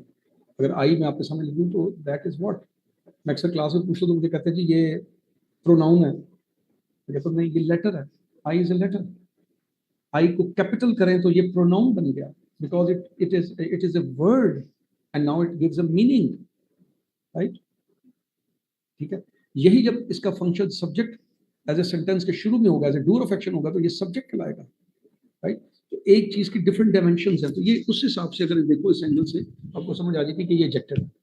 कंपैरेटिव एडजेक्टिव्स, ठीक है, comparing two things, she is taller than him, तो ये टॉलर उसी की बात हो रही है, शी इज की, और वो कंपेयर करिए दूसरे के साथ। Superlative adjectives describe the highest degree, उसकी हाईएस्ट डिग्री को बयान करते हैं, जैसे टॉलर कंपेयर के लिए हो जाएगा तो tall is the highest degree. Same is the case with the adverbs, ठीक है। एडवर्ब कौन से हो गए जी? Adverb of manner, adverb of time. Adverb क्या होगा? एडवर्ब सिर्फ और सिर्फ वर्ब के बारे में, दूसरे एडवर्ब के बारे में और एडजेक्टिव के बारे में बात करें। Telling anything about number 1 verb, number 2 adjective, number 3 उस एडवर्ब के बारे में। जैसे कि ये देखो, शी सिंग्स ब्यूटीफुली, अब ये सिंग्स के बारे में बता रहा है, ब्यूटीफुली, दैट्स एन एडवर्ब, उसका अंदाज बता रहा है, ठीक है, how an action is performed, ठीक है। वी विल लीव soon और we will leave tomorrow, whatever, ये टाइम, एडवर्ब ऑफ टाइम, कि वो एक्शन कब हो रहा है, मतलब बताएं एक्शन के बारे में रहा है, एडवर्ब बताएगा आपको एक्शन के बारे में। Adverb of place, indicate where that action takes place, he looked everywhere, अब ये लुक के बारे में, everywhere for his keys. Adverb of frequency, how often this action occurs, जो भी एक्शन हो रहा है वो कितनी दफा होगा। She always wakes up early in the morning, ये ऑलवेज, यानी उसकी फ्रीक्वेंसी बता रहा है। Adverb of degree, explain the intensity, I am very happy, I'm very happy, you know, I'm very happy. अब happy को देखें तो वो तो एडजेक्टिव है, I'm very happy, ये एडवर्ब ऑफ डिग्री है। प्रपोजिशंस, प्रपोजिशन का क्या काम है जी? ना is the relationship of a noun और प्रोनाउन टू अनदर वर्ड, किसी भी नाउन या प्रोनाउन को दूसरे वर्ड के साथ जोड़ता है, right? The book is on the table, book की बात हो रही है, टेबल के साथ कनेक्ट किया जा रहा है, that is called preposition, and this is called preposition of place, ठीक है जी। She arrived before noon, noon is also a noun, ठीक है जी। शी इज ए प्रोनाउन और बिफोर नाउन उसके बारे में बता रहा है कि नाउन के बारे में, but it is talking about the time. Preposition of direction क्या होगा? ये मूवमेंट को शो करेगा, किस डायरेक्शन में जाए। He walk toward the park, park is a noun, तो जैसे मैंने कहा कि नाउन और प्रोनाउन टू अनदर वर्ड, किसी भी वर्ड के साथ जोड़ेंगे और वो ऑब्जेक्ट की फॉर्म में होगा हमेशा, तो याद रखिएगा, ठीक है जी। Conjunction is that connects the words, phrases और क्लॉजेस, जैसे कि इसकी भी 3 किस्में आएंगी, coordinating conjunction, subordinating conjunction, correlative conjunction. Coordinating conjunction का मतलब ये है कि 2 इंडिपेंडेंट क्लॉजेस को मिलाएगा, कोऑर्डिनेट करा रहा है ना उनके दरमियान, they may have no relationship. I wanted to go, वैसे तो एक इंडिपेंडेंट तौर पर लिखा जा सकता है, आई वाज टू टायर्ड एक डिफरेंट थॉट है, दोनों डिफरेंट थॉट है, ठीक है जी।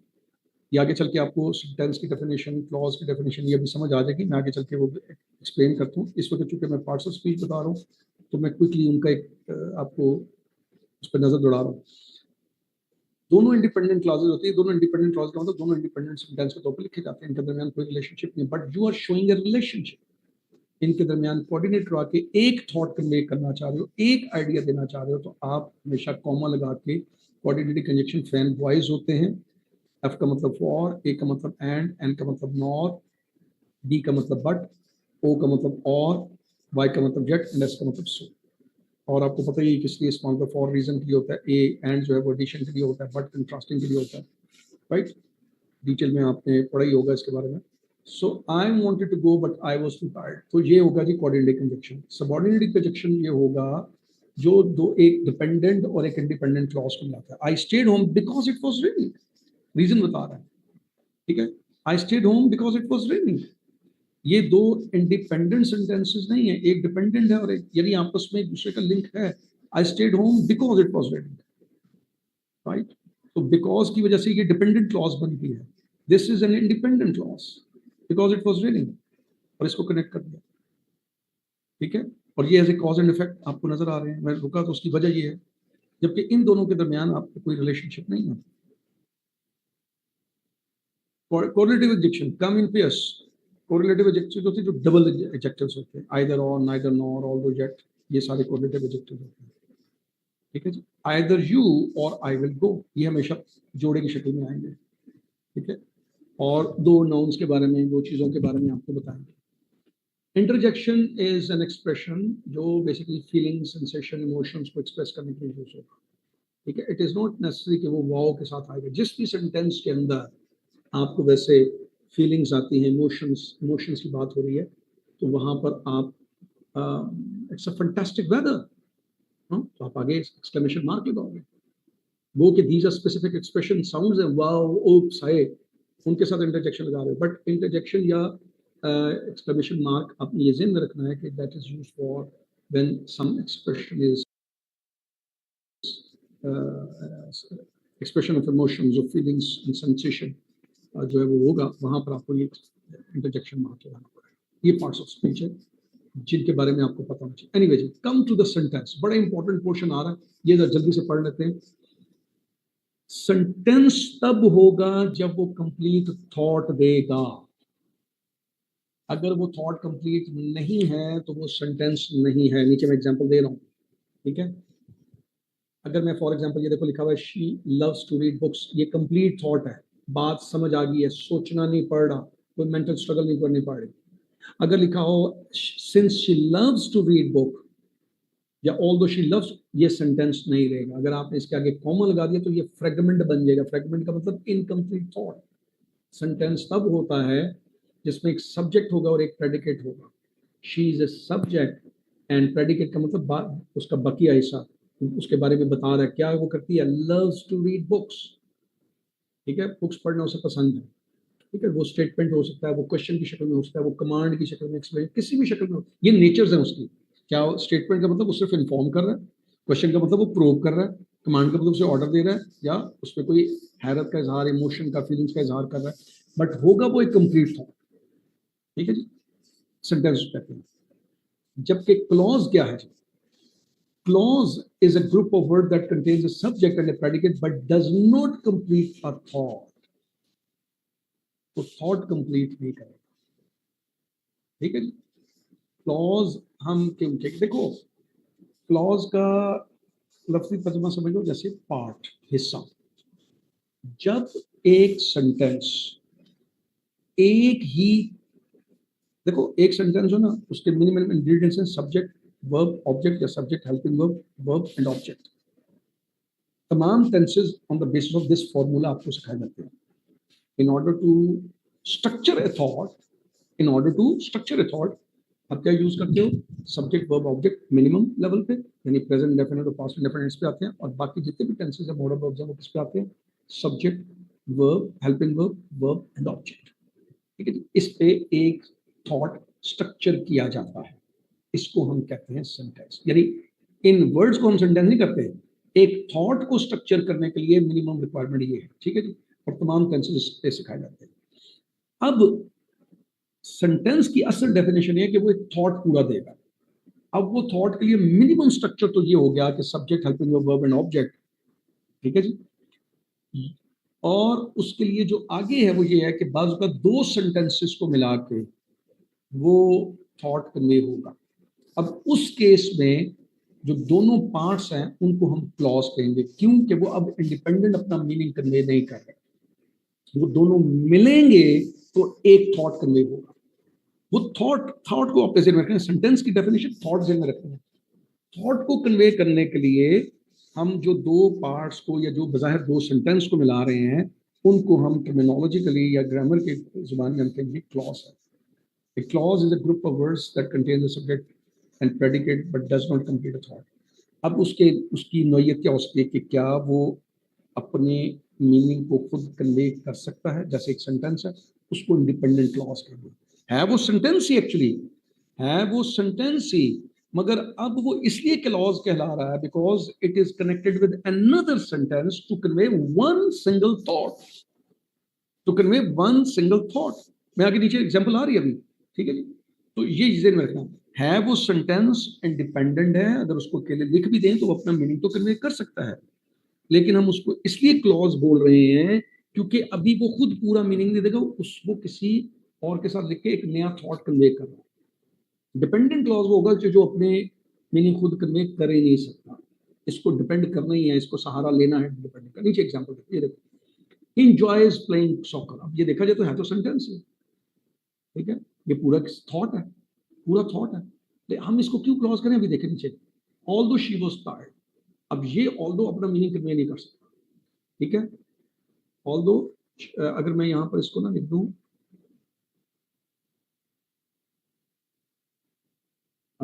इसको अगर मैं शी कर दूं तो इसको मिलाया जा सकता है, मतलब मैंने यहाँ पर नीचे सॉरी एग्जाम्पल लिखनी भूल गया हूँ मैं, चलो कंपाउंड सेंटेंस में आएगा तो उसको पता चल जाएगा। यहाँ पर सिर्फ आप ये देख लो कि इंडिपेंडेंट क्लॉज का मतलब है कि वो अपना मीनिंग अकेला एज ए सेंटेंस कह सकता है, राइट। जैसे ये सेंटेंस है, ये सेंटेंस ही, हम क्लॉज तो तब बोल रहे हैं ना जब उन दोनों को मिलाएंगे, दो सेंटेंसेस को एक थॉट देना चाहेंगे, तब हम उसको क्लॉज बोलेंगे। हो गई ये सेंटेंस। डिपेंडेंट क्लॉज का मतलब है कि वो किसी सूरत में अपना मीनिंग कन्वे नहीं कर सकता, इट नीड्स समवन, ये इनकम्प्लीट, ठीक है जी।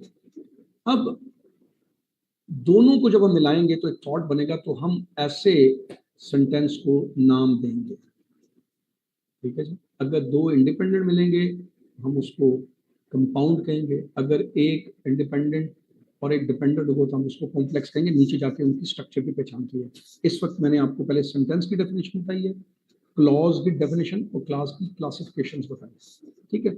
जब मैं नीचे स्ट्रक्चर पे जाने जा रहा हूँ, ये देखिए नीचे आ गया सिंपल सेंटेंस, कंपाउंड, तो यहाँ पर अभी आपको क्लॉज क्लैरिटी से समझ, बस आपने ये ध्यान में रखना है कि क्लॉज हम तब कह रहे हैं जब आप दो सेंटेंसेस को मिला के एक थॉट देना चाह रहे हैं, क्योंकि सेंटेंस की डेफिनेशन है थॉट। अब एक थॉट को कन्वे करने के लिए मिनिमम जो स्ट्रक्चर रिक्वायर्ड है वो है सिंपल सेंटेंस स्ट्रक्चर, ये जिसके मैंने फॉर्मूला बोला था, सब्जेक्ट वर्ब ऑब्जेक्ट या subject helping verb and object, ठीक है। ये मिनिमम उसका फॉर्मूला है।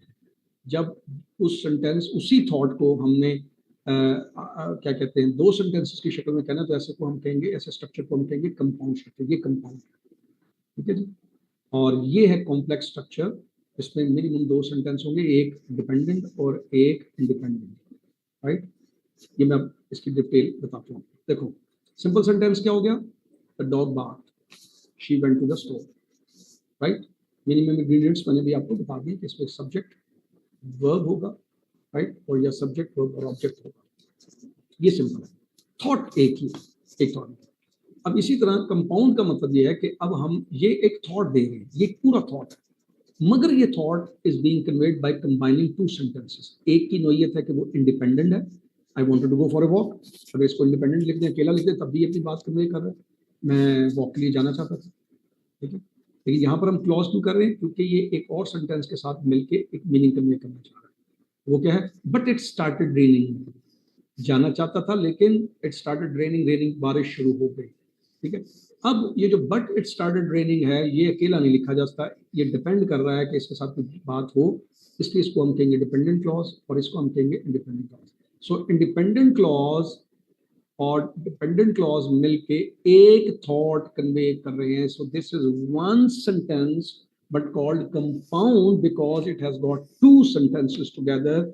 एक ही नेचर ये है कि वो अपना बात अकेले भी कह सकता है, और दूसरा जो है वो अपनी बात बिल्कुल नहीं कह सकता, उसको साथ जुड़ना जरूरी है। और इन दोनों को जब हमने मिलाया तो एक हिस्से को, पार्ट को हमने कहा इंडिपेंडेंट और दूसरे पार्ट को हमने कहा डिपेंडेंट, बिकॉज वो अपना मीनिंग कन्वे नहीं कर सकता।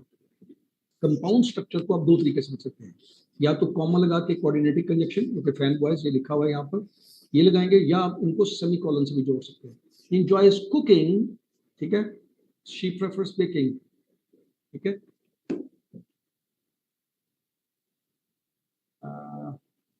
यहाँ पर एक गलती हो गई, टाइप करना चाहिए था, उसी को लिख लेते हैं।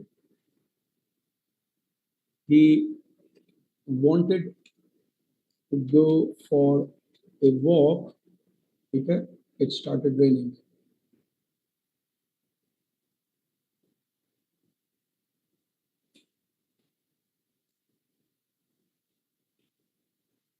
The next is जी कॉम्प्लेक्स सेंटेंस आ गया। कॉम्प्लेक्स का मतलब है जी कि कम से कम इसके अंदर एक इंडिपेंडेंट क्लॉज होगी, ये देखें ये इंडिपेंडेंट क्लॉज है, और एक डिपेंडेंट क्लॉज या सबऑर्डिनेट क्लॉज भी कहेंगे। I stayed home because I was feeling unwell, ये कॉम्प्लेक्स स्ट्रक्चर है। I stayed home because I was feeling unwell, या although it was late she decided to call, यानी सबऑर्डिनेट क्लॉज या तो पहले आ जाएगी या उसके बाद आएगी, right. She decided to call her friend, although it was late, अगर जगह लेट था, she decided to call her friend, लेकिन फिर भी उसने अपने फैसला किया अपने दोस्त को कॉल करने का, ठीक है।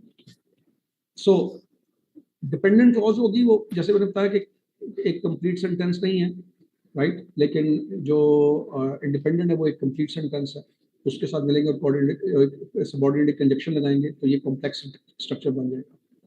कॉम्प्लेक्स, कंपाउंड कॉम्प्लेक्स क्या होगा जी? एक कंपाउंड, देखो लफ्ज क्या है, कंपाउंड कॉम्प्लेक्स, मतलब कॉम्प्लेक्स का मतलब बात घुमा के की। I stayed home because I was feeling unwell, I mean यहाँ पर आप उसकी रीजनिंग कर रहे हो, because I was unwell, and से कॉम्प्लेक्स सेंटेंस आप डिटेल बता रहे हो उसकी, ये मैथमेटिकली अगर बताऊं तो। कंपाउंड कॉम्प्लेक्स का मतलब ये है कि उसमें भी दो सेंटेंसेस हैं, एटलीस्ट टू इंडिपेंडेंट क्लॉजेस उसके अंदर होंगी and at least one dependent clause. एक कॉम्प्लेक्स कंपाउंड, कंपाउंड का मतलब ये दो है कि अब इस पर कम से कम दो इंडिपेंडेंट क्लॉजेस होंगी, कंपाउंड स्ट्रक्चर का होगा और उसको साथ एक डिपेंडेंट क्लॉज मिला के कॉम्प्लेक्स बनाया गया। व्हेन आई गॉट होम, ये है डिपेंडेंट, आई मेड डिनर, ये इंडिपेंडेंट है, my sister wash the dishes, ये भी इंडिपेंडेंट है। इन दोनों इंडिपेंडेंट को तो कॉमा लगा के और कोऑर्डिनेटिव कंजक्शन लगा के आपने एक्सप्लेन किया, ठीक है, और उससे पहले आप एक डिपेंडेंट क्लॉज लगा दी और एक थॉट कन्वे हो गया कि जैसे ही मैं घर पहुंचा मैंने डिनर बनाया और मेरी बहन ने बर्तन धो दिए। अब ये देखो एक थॉट हो गया, एक आइडिया दे दिया आपने। She loves to travel, independent है, because it's exciting, because it is जो है वो सबऑर्डिनेटिंग है, ठीक है, बट ये डिपेंडेंट क्लॉज है, बट शी हेट्स पैकिंग, ठीक है। So she loves to travel because it's exciting but she hates packing. अब ये कॉम्प्लेक्स पूरा थॉट बन गया, कंपाउंड कॉम्प्लेक्स थॉट बन गया, एक थॉट दे दिया, ठीक है जी। तो ये सेंटेंसेस के स्ट्रक्चर है जो बेसिकली आपको पता होना चाहिए। हमारे पास 11-26 ओके। इसी तरह सेंटेंस स्ट्रक्चर के अंदर आ जाते हैं जी कंडीशनल सेंटेंसेस। कंडीशन का मतलब क्या है कि there is always a condition and then there is a result, one is a cause and one is the result, conditional sentences को कहेंगे। तो चार तरह के कंडीशनल सेंटेंसेस हैं, ठीक है, मैं उनकी डेफिनेशन एग्जांपल बताता हूँ। Zero conditional, when we use zero conditional, when you use zero condition, when you present the general truths of facts or situation, ठीक है। मिसाल के तौर पर इसमें कोई प्रोबेबिलिटी, कोई पॉसिबिलिटी नहीं दिखाएंगे, it is, there is a cause and there is a happening or result of that, दोनों होने ही होने, it's a fact, it's a truth, it does not change, it's not hypothetical, it's not probability, it's not any possibility, it's a fact। एक चीज होगी दूसरी लाजमी, मिसाल के तौर पर if you heat water to 100 degrees Celsius it boils, fact है। और कंडीशन क्या है? कंडीशन हम क्यों कह रहे हैं? कंडीशनल का मतलब उसमें एक कॉज है, एक उसका रिजल्ट है, एक कंडीशन है, एक उसका रिजल्ट है। अब वो रिजल्ट क्या प्रोबेबिलिटी पे बेस करता है या ट्रूथ के ऊपर, फैक्ट के ऊपर बेस करता है? तो जो फैक्ट के ऊपर उसका फैक्ट बेस करेगा हम उसको जीरो कंडीशन कहेंगे, ठीक है जी। और उसमें पहला अगर प्रेजेंट सिंपल है तो दूसरा भी प्रेजेंट सिंपल होगा, it boils, water heats, heat water to 100 degree Celsius, it boils. First conditional का क्या मतलब होगा जी? ठीक है, first condition is used for real and possible situation, real मगर पॉसिबल सिचुएशन इन फ्यूचर। इसमें एक प्रेजेंट सिंपल होगा, इफ इट रेन्स टुमारो, ये प्रेजेंट सिंपल है, रियल सिचुएशन है, और उसकी पॉसिबल सिचुएशन क्या होगी? आई स्टे एट होम, ठीक है, ये उसकी पॉसिबल सिचुएशन है फ्यूचर के लिए, but it is likely to happen, ठीक है, ये फैक्चुअल है, हो सकता है, पॉसिबिलिटी है, होगा, बट रियल सिचुएशन, अगर रियल में बारिश हो जाती है तो रुकेगी। This is called first condition. Second condition ये है कि is used for the hypothetical unreal situation, present या फ्यूचर के अंदर जो होगी कंडीशन जो भी है उसकी आगे जो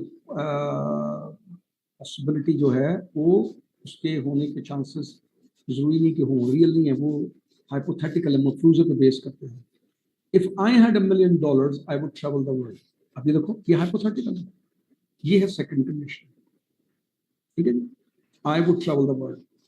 इफ आई, जैसे हम कहते हैं ना, मैं अगर मेरे पास ये होगा, जैसे लिखा हुआ है इफ आई हैड $1, मेरे पास पैसे हों तो मैं ये करूंगा, मैं करूंगा, पता नहीं, ये तो बात की बात है करोगे, but it's not real, it's hypothetical. Third condition क्या होगी जी?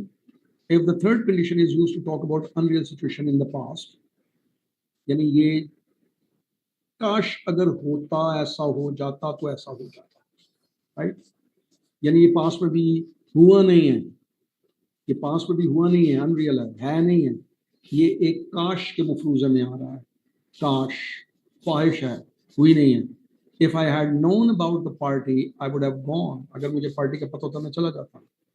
पास्ट में भी हुआ नहीं, ना ही उसे पता चला ना वो गया, ठीक है, बात समझ आ गई। This is called third condition. तो ये 4 conditional sentence, 0 condition, first condition, second condition, third condition sentence है। ये स्ट्रक्चर भी आपको पता होना चाहिए। इस केस में हैड यूज होगा और आगे वुड हैव यूज होगा।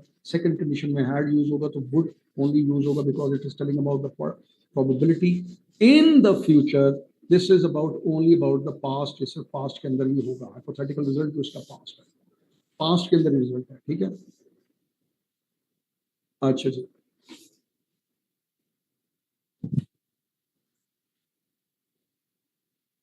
Let's talk about the phrase quickly. इनके ऊपर भी लेट मी हैव, मुझे देख लेने दो जरा, ये एक ग्लांस में मैं आपको दिखा दूं जी, ठीक है। ओके जी, let's talk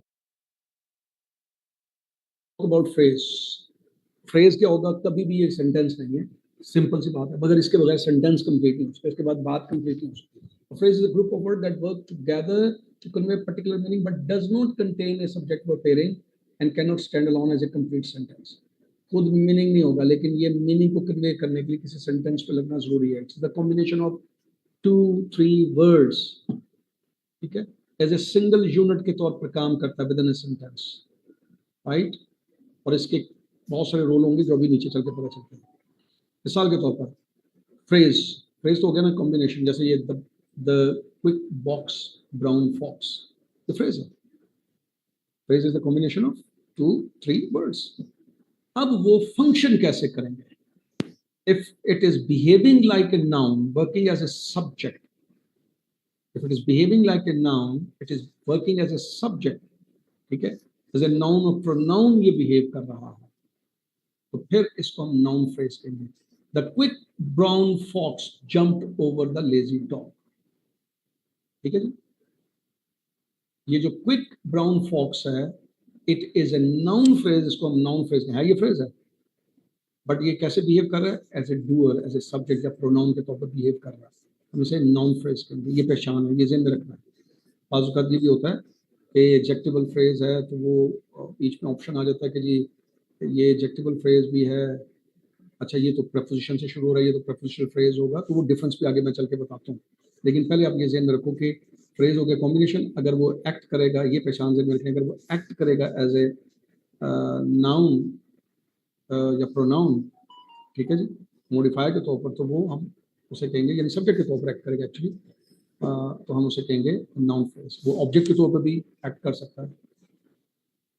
prepositional phrase, a prepositional phrase starts with the preposition and includes its object, ठीक है, यानी प्रपोजिशनल फ्रेज के अंदर उसका एक ऑब्जेक्ट, उसके अंदर ऑब्जेक्ट होगा।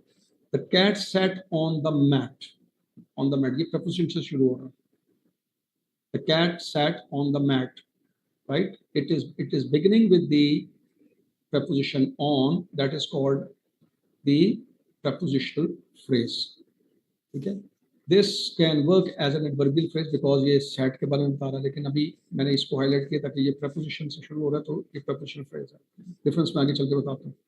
adjectival phrase, the bright red car, अब ये जो bright red car है ये adjectival phrase है, right, because ये it is telling you about the adjective, it is telling you about, sorry, car noun. Adjective phrase describes or modifies noun or pronoun. The third is adverbial phrase. उसका क्या function होगा? वो phrase लगेगा verb के बाद, जैसे ही completed the task, task के बारे में बता रहा है इन रिकॉर्ड टाइम, अब ये टास्क के बारे में बता रहा है, सेंटेंस के ऊपर आप गौर करेंगे तो पता चलेगा कि ये एडजेक्टिवल फ्रेज है, नाउन फ्रेज है, एडवर्बियल फ्रेज है। जैसे कि द ब्राइट रेड कार, अब ये जो ब्राइट रेड है ना, ये कार के बारे में बता रहा है, तो ये एडजेक्टिवल फ्रेज है, राइट। ये on the mat, it is prepositional phrase. Book it is also behaving like an adverbial phrase, but it is a preposition because it begins with the preposition. Noun phrase is working as a subject or may work as an object or a complement. देखें अब ये difference समझना है। ये noun phrase का can stand alone as a subject और object, पहली निशानी इसकी ये जरूर रखिए। The beautiful garden noun phrase है, ये एज ए सब्जेक्ट या ऑब्जेक्ट के तौर पर स्टैंड अकेले कर सकता है। Prepositional phrase begins with the preposition and often cannot stand alone.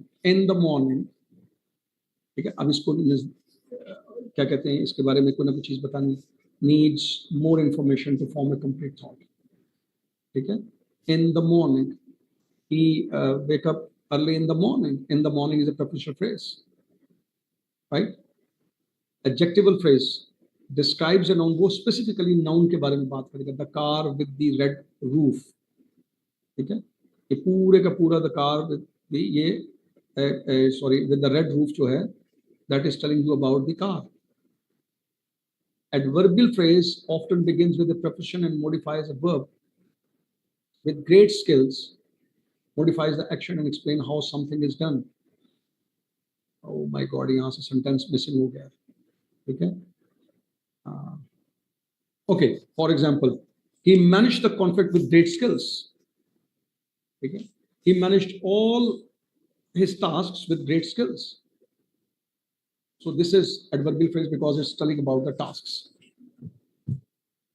So ये बेसिक चीजें आपको अपने ज़हन में रखनी है, इनको डिटेल में पढ़ना है, इनको समझना है, ताकि इनके बारे में जो क्वेश्चन आए आप उनको आइडेंटिफाई कर सको। हमारे जो LMS पे आपको क्वेश्चंस मिलेंगे, एक्सरसाइजेज मिलेंगी, लेकिन उससे पहले आपको इन चीज़ों को डिटेल में पढ़ना है, उसके बाद आप उन एक्सरसाइजेस को करें ताकि make yourself familiar with all the grammatical rules so that you can easily identify. एक सेकंड जी, मैं नेक्स्ट जो चीज़ है वो निकाल लूँ।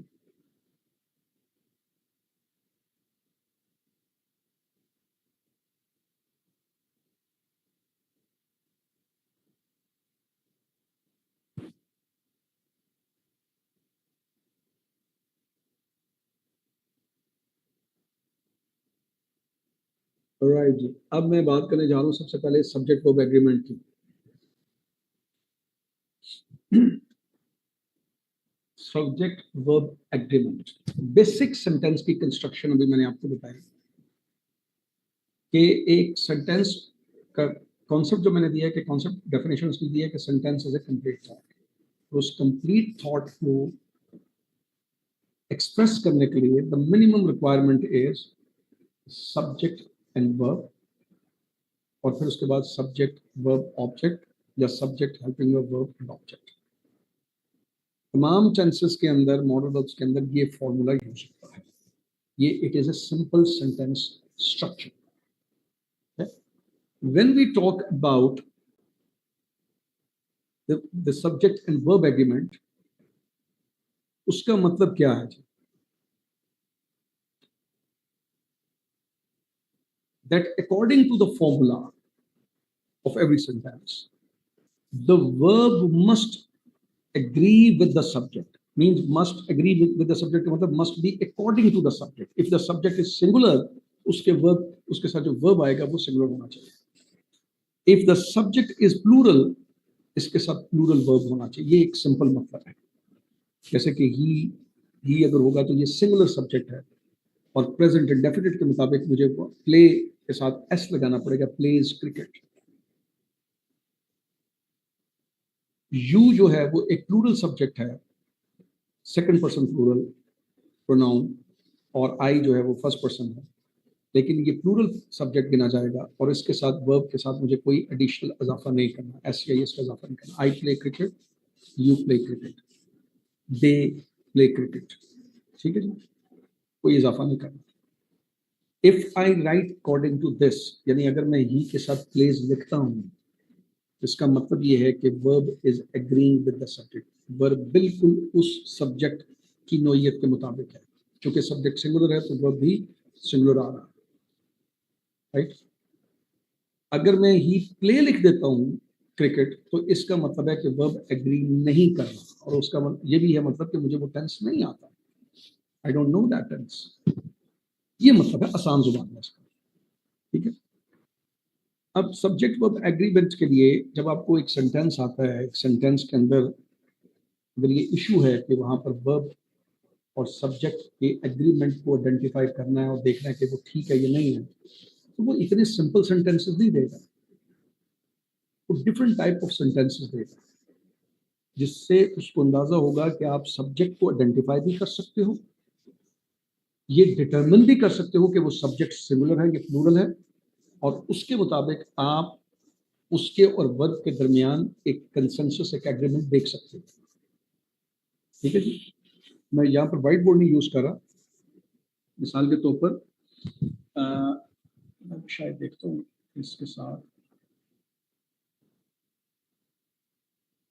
ओके, अगर मैं इसको शेयर कर पाया,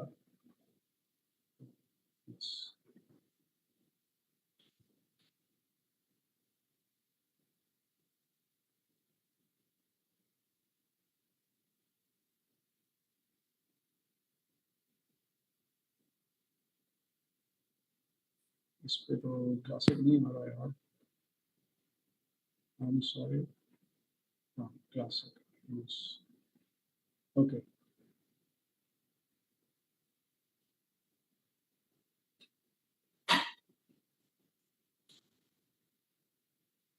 Not only the principal,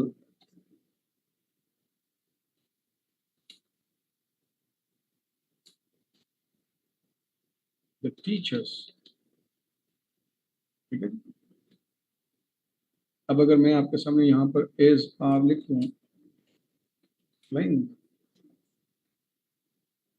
right, वो सेंटेंसेस शक्ल में देंगे, डज नॉट मीन कि वो सिंपल दे रहे हैं, ही प्लेज क्रिकेट, सेंटेंसेस शक्ल में। And now you have to identify कि इसमें से कौन सा रियल डूअर ऑफ एक्शन, कौन सा रियल सब्जेक्ट है, राइट, जिसके लिए डिफरेंट रूल्स हैं जो मैं इसमें बताने जा रहा हूँ।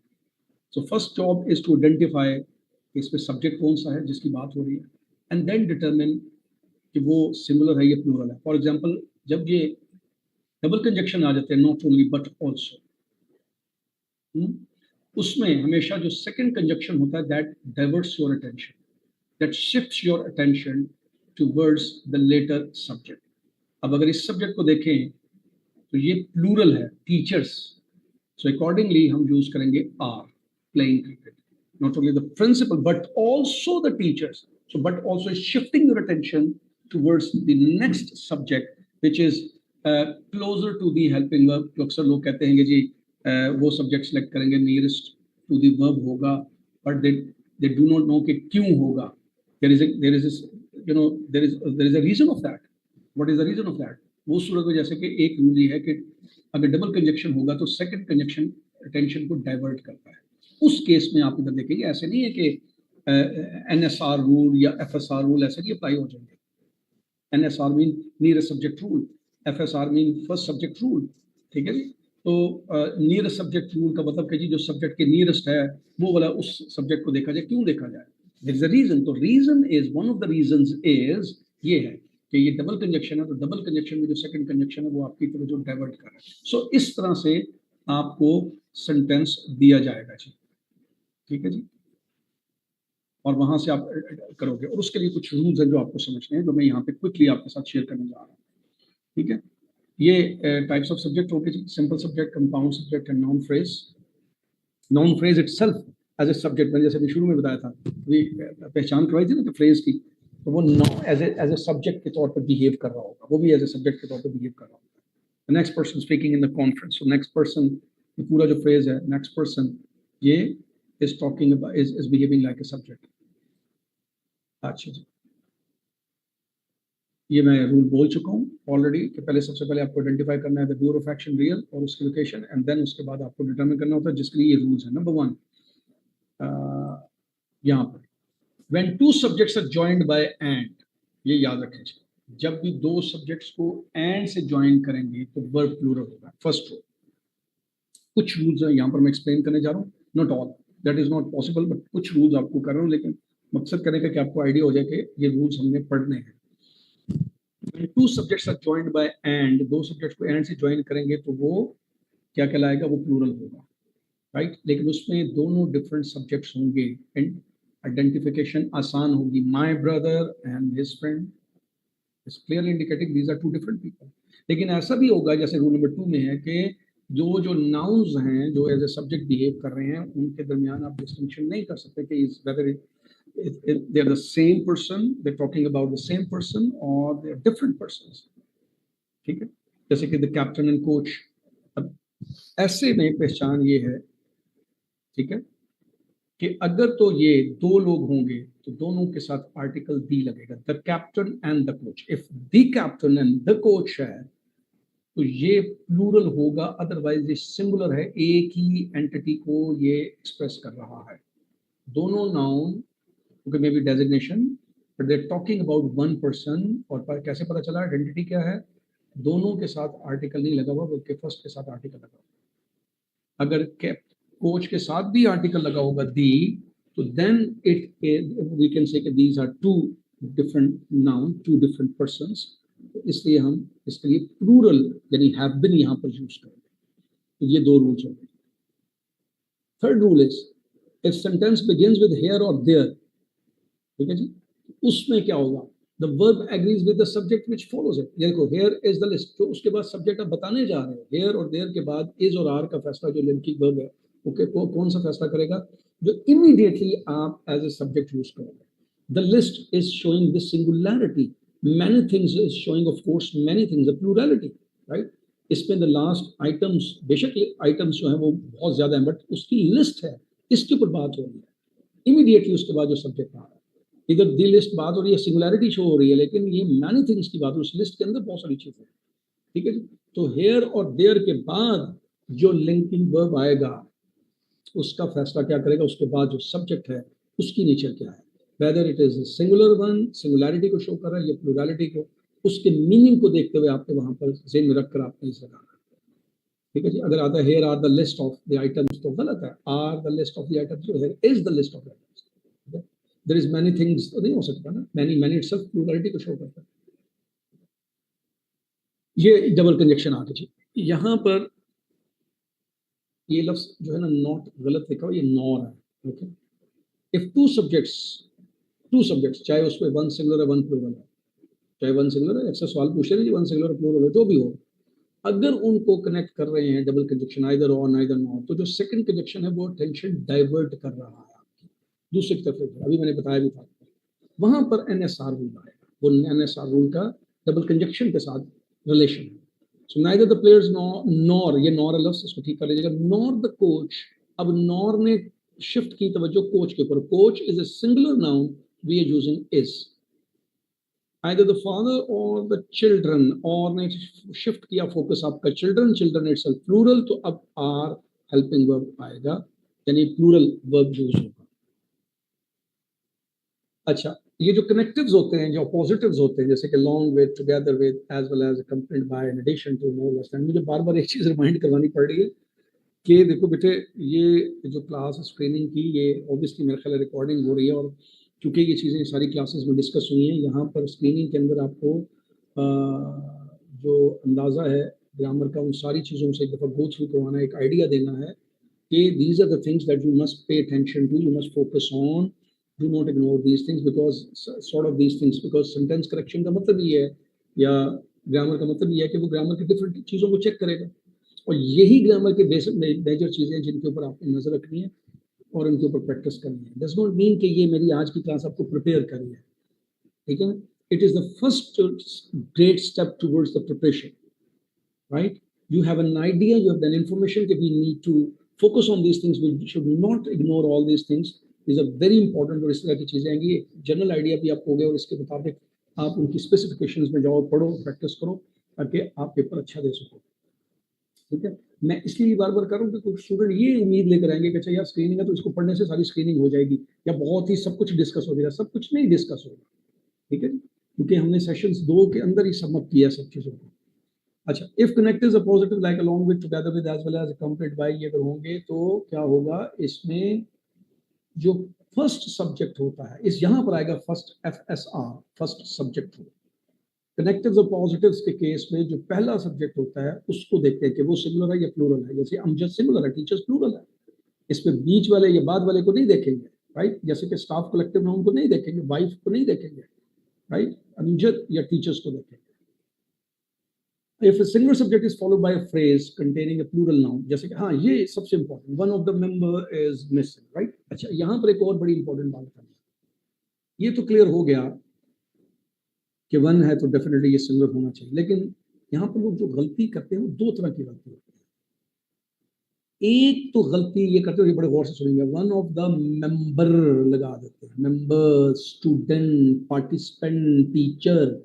नहीं, बोलते हुए slip of the tongue is possible, बहुत से लोग बोल जाते हैं, हम लोग भी बोलते हुए स्पीड में जब बोलते हैं तो गलती हो जाती है, वन ऑफ द मेंबर मुंह से निकल गया।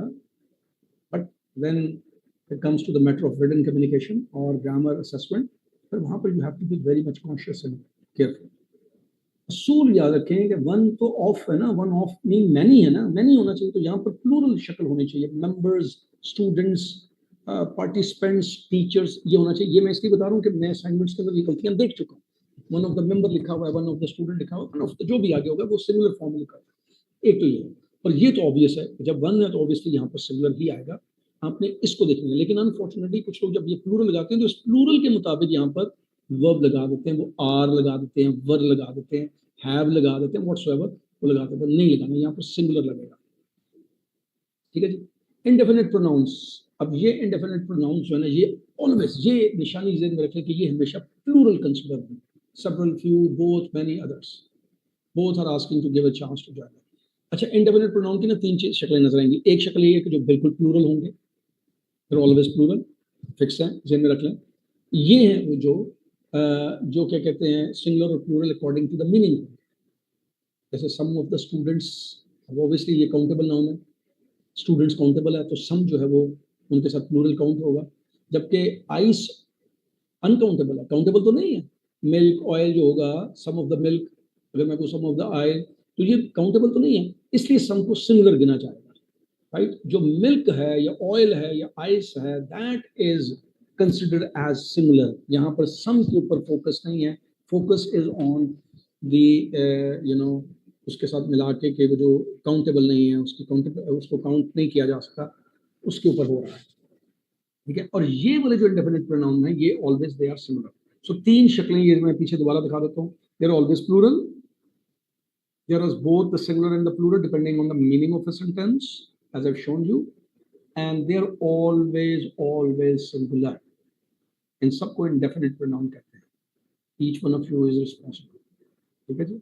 अच्छा, इंडेफिनिट क्यों कह रहे हैं, means there is no limit, लगा नहीं रहे आप, ठीक है, किसी खास की तरफ मखसूस करके इशारा नहीं कर रहे।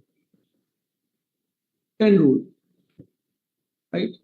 अब यहां पर when any of the following, अगर इन इंडेफिनिट प्रोनाउन में से, ठीक है, वो बेशक उसके साथ 2 आ जाए, एवरी मैन एंड वुमेन। अब यहाँ पर देखो, बज़ाहिर आप अगर इसको एवरी को थोड़ी देर के लिए साइड पे कर दो, मैन एंड वुमेन, तो आप 2 ही गिनोगे ना, 2 प्लूरल है, 2 नाउन्स हो गए, 2 प्लूरल हो गए, ये प्लूरल हो गया दोनों, ठीक है। लेकिन एवरी जब मैन लग गया ना, तो दैट इज इंडिकेटिंग कि वो इनके एक एक की तरफ इशारा कर रहा है। सो बेशक मैन एंड वुमेन लिखा हुआ है, you have to think about this, this stands for singularity, right। जैसे मैंने अभी पीछे पहले कहा था कि ये ऑलवेज सिंगुलर हैं, यहाँ पे दिखाया था ना। तो अज़ुकात होता है कि स्टूडेंट्स इस तरह के जुमले देख के कहते हैं कि जी यहाँ पे तो मैन एंड वुमेन लिखा है, ये तो प्लूरल है। नहीं, एवरी इज बेसिकली एम्फेसाइजिंग कि इनमें से कोई, एवरी जो भी मर्द है, जो भी वहाँ पे खातून है, यानी वो नाउन्स को अलग अलग इशारा कर रहा है। Every man means and every man and every woman, इसका मतलब ये बनता है every man and every woman, हर एक, ठीक है। तो वो सिंगुलैरिटी को शो करता है। So rule stands the same, यानी रूल नंबर जो 9 एक्चुअली वो the same applies here, but यहाँ पर कंफ्यूजन को खत्म करने के लिए एज ए टेंथ रूल बताया, क्योंकि ये कंफ्यूजन होती है स्टूडेंट्स को। Time, money, weight and distances जब वो एक्सप्रेशन के तौर पर आएंगे तो वो सिंगुलर होगा। मैं आगे चल के इसका एक दूसरा रूल बताता हूँ। यहाँ पर सिंगुलर है एक्सप्रेशन। अच्छा, 2 years is a long time. अब ये एक्सप्रेशन है लॉन्ग टाइम, ठीक है। $1 million, $1 million डॉलर्स, अब बेशक डॉलर्स आप बोल रहे हो लेकिन ये एक्सप्रेशन के तौर पर आया है। जैसे आप कहते हो ना, मैं क्या कहते हैं, मैंने उसे 1 लाख रुपए की रकम, अब जैसी रकम होगा, रकम इज शोइंग द एक्सप्रेशन, रकम दी, आप कहोगे 1 लाख रुपए दिए, वो रुपए हैं जब सारे काउंट होंगे। लेकिन जब आप कहोगे 1 लाख रुपए की रकम, तो की सिंगुलैरिटी को शो कर रहा है, रकम दी ये सिंगुलैरिटी है क्योंकि ये एक्सप्रेशन बन गया। So $1 million was given back to him, ये सिंगुलर एक्सप्रेशन है। तो जब भी time, money, weight as an expression आएगा, जैसे अब ये लॉन्ग टाइम एक्सप्रेशन है, 2 साल की बात हो रही, 2 साल के लंबे अरसे की बात हो रही, 2 साल की ड्यूरेशन के ऊपर फोकस है। तो व्हेन दे क्या कहते हैं एज एन एक्सप्रेशन आएंगे तो उनको सिंगुलर कंसिडर करेंगे, राइट। लेकिन जब वो as a part of percentage और पार्ट ऑफ समथिंग आएंगे, काउंटेबल की फॉर्म में आएंगे, तो फिर प्लूरल होगा। जैसे कि 40 ऑफ एवरी 100 चिल्ड्रन, अब ये 40 काउंटेबल है और प्लूरल मीनिंग दे रहा है, तो ये प्लूरल ही होगा। 40 of every 100 children are malnourished होगा, राइट। ये एक्सप्रेशन के तौर पर नहीं आ रहा। 50 new silver coins were missing, right. ये काउंटेबल भी है और एक्सप्रेशन के तौर पर नहीं आ रहा। हर सिल्वर कॉइन की तरफ आपको बता रहा है कि there are different 50 silver coins. अच्छा जी, ए नंबर ऑफ और the number of. When the word is preceded by A, it takes a plural verb, and when it is preceded by B, takes the singular. A number of students are waiting outside the hall. The number of students outside the hall is not allowed to enter. So A is for the plurality, और the number का जो expression है वो students के साथ plural के बेशक लगा है प्रोनाउन के साथ, लेकिन वो सिमिलैरिटी को शो करेगा because it is particularising. When fractions are used, अच्छा फ्रैक्शंस के अंदर क्या होगा, ऑब्जेक्ट को देखना है। 1/2 या 1/3 किसका है, अगर वो सिंगुलर है, यहाँ पे केक सिंगुलर है, 1/2 ऑफ द केक, तो केक इज सिंगुलर, तो टेस्ट आएगा, सिंगुलर वर्ब लगेगा। 1/3 ऑफ द स्टूडेंट्स, अब ये स्टूडेंट्स प्लूरल है तो प्लूरल काउंट होगा। सो आप फ्रैक्शन के केस में वो जिसका वो फ्रैक्शन है, वो चीज, वो ऑब्जेक्ट क्या सिंगुलर है या वो प्लूरल है, उसको कंसिडर करते हुए आप वर्ब को यूज करेंगे। अच्छा जी, दीज नाउन्स, ये कुछ नाउन्स होते हैं जो एस लगता है, और हमारे यहाँ एक बड़ी मिसकंसेप्शन है कि एस जिसके साथ होगा वो प्लूरल होगा, and they give the sense of being plurals. I mean, some students consider this to be the plural, whereas it is not. ये nouns हैं, politics, statistics, gymnastics, athletics, genetics, ठीक है। When the noun refers to an organized activity, यहाँ पर ये पहचान से में रखो, अगर वो noun as an organized activity के तौर पर आएगा वो सिंगुलर होगा, अगर वो individual activities की तरफ जिक्र करेगा तो वो प्लूरल होगा। यानी सेम इनमें से सेम, अगर वो ऑर्गेनाइज्ड एक्टिविटी की तरफ होगा तो वो सिमिलर, और अगर वो इंडिविजुअल एक्टिविटी की बात करेगा तो वो प्लूरल। फॉर एग्जांपल ये देखो, gymnastic as an activity, similar activity, is very popular among the girls these days. जब उस जिम्नास्टिक के अंदर डिफरेंट एक्टिविटीज की बात हो रही है तो the gymnastics shown in the field, now it is being considered the plural because the लगाने के बाद, आर्टिकल लगाने के बाद उस जिम्नास्टिक के हर एक्टिविटी की तरफ को स्पेसिफाई किया है। The gymnastics shown in the field today were outstanding. Means कि उस जिम्नास्टिक गेम के अंदर जितने भी करतब दिखाए गए थे, यहाँ पर वो उनकी बात कर रहा है, जबकि यहाँ पर एज ए गेम बात कर रहा है। Gymnastics is a very popular among girls these days. अच्छा, एडजेक्टिव्स, जितने भी एडजेक्टिव्स हैं, ये वाले जो तीन पीछे आपको नजर आ रहे हैं, एज जब ये एडजेक्टिव एज नाउन यूज होंगे इनको प्लूरल कर सकते हैं। द रिच, ये पूरी क्लास को शो कर रहा है, the poor, the efficient. So adjective जब एज ए नाउन या सब्जेक्ट के तौर पर आएंगे और शुरू में आएंगे तो आर्टिकल दी लगेगा और उसके साथ हम उसको प्लूरल कंसीडर करेंगे। The rich are means this rich, there is a class of the rich, so many rich. The poor, many, so many, right. Efficient, so many, ये प्लूरल कंसीडर होंगे। So adjective used as a noun, this is considered as plural जब भी noun के तौर पर होगा। अच्छा, ये जो कलेक्टिव नाउन्स हैं, ये सिंगुलर के तौर पर या प्लूरल दोनों के तौर पर बिहेव करते हैं, डिपेंडिंग ऑन के वो जैसे मैंने पहले बताया था कि जैसे ऑर्गेनाइज्ड एक्टिविटी बताया था, यहाँ पर ये कहूँगा कि क्या इंडिविजुअल मेंबर्स की बात हो रही है या एक्टिव एक कलेक्टिवली बिहेव कर रहे हैं या इंडिविजुअल मेंबर्स सेपरेटली बिहेव कर रहे हैं। ठीक है, मिसाल के तौर पर police is after the culprit, तो यहाँ पर पुलिस पूरी ऑर्गेनाइजेशन कलेक्टिवली सिमिलर है। पुलिस का मतलब पुलिस के अंदर हर लोग जो है वो कलेक्टिवली बिहेव करेंगे। द पुलिस, सो दी लग गया देखो। द कमेटी, अब कमेटी तो सिंगुलर है, द कमेटी इज हो सकता है, लेकिन चूंकि आगे देखो आफ्टर डिफरेंट ओपिनियन की बात हो रही है तो उसका मतलब सबकी डिफरेंट इंडिविजुअल्स को लिया जा रहा है, उनको एज ए प्लूरल कंसीडर करेंगे। ठीक है, अगर हम कहते हैं ना द कमेटी इज, कह लें the committee has decided, committee ने डिसाइड किया सिमिलर, तो वो बिहेव किया, क्योंकि ये यूनानिमस फैसला हो रहा है तो ये कलेक्टिवली सिमिलर रिप्रेजेंट कर रहा है। लेकिन जब हम कह रहे हैं कि डिफरेंट ओपिनियंस, तो आगे जो वर्ड लग रहा है जैसे डिफरेंट ओपिनियन है, दैट इज इंडिकेटिंग कि ये यहाँ पर individual, every single individual has a different opinion, तो इनको हम कलेक्टिव, इनको कलेक्ट करेंगे, इनको प्लूरल के तौर पर लेंगे, काउंट करेंगे। If a sentence begins with the expletive it, एक्सप्लेट का मतलब है कि ये इशारा कर रहा है, इट इज ऑलवेज सिमिलर, चाहे उसके बाद बेशक प्लूरल लग रहा है, even the subject that follows that is plural. आप बेशक, ये बेसिकली इशारा करने के लिए यूज हो रहा है, तो आप यहाँ पर पेरेंट्स को या उसको नहीं देखेंगे, आप इट को देखेंगे। It is because it is being used to indicate किन की तरफ, ये पेरेंट्स हैं जो ये कर रहे हैं। सो यहाँ पर पेरेंट्स की बात नहीं हो रही, it is being used as an expletive का मतलब उसे इशारा कर रहा है टू शो कि किन की बारे में बात की जाने जा रही, बात आगे हो रही है। वो क्या है, who must take the responsibility of the children's action, अपने बच्चों के एक्शन की जिम्मेदारी लेनी चाहिए। सो रियल बात जो है वो पेरेंट्स के बाद हो रही है, तो वो आप तो यहाँ पर पेरेंट्स की तरफ इशारा करें, तो पेरेंट की तरफ इशारा करने के लिए आपने जो वर्ड यूज किया वो इट से शुरू किया, और सो चूंकि इट जो है वो सिंगुलैरिटी की तरफ शो करेगा, क्योंकि वो जस्ट टू इंडिकेट, ठीक है, it is not it self behave नहीं कर रहा। अच्छा जी, the only time the object of preposition decides the plural or singular verb forms is when noun or pronoun objects like some, half, noun, more, or all followed by preposition phrase।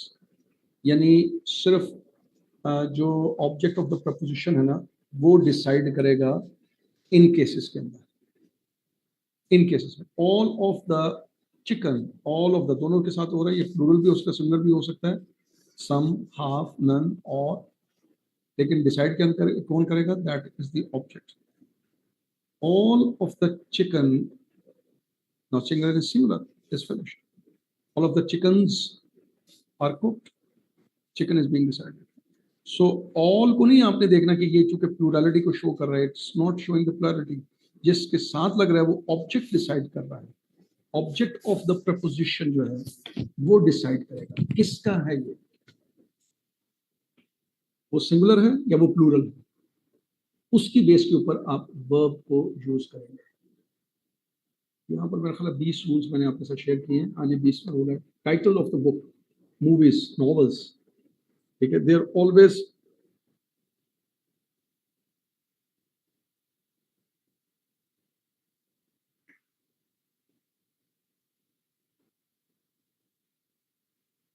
एक second से hold कीजिएगा।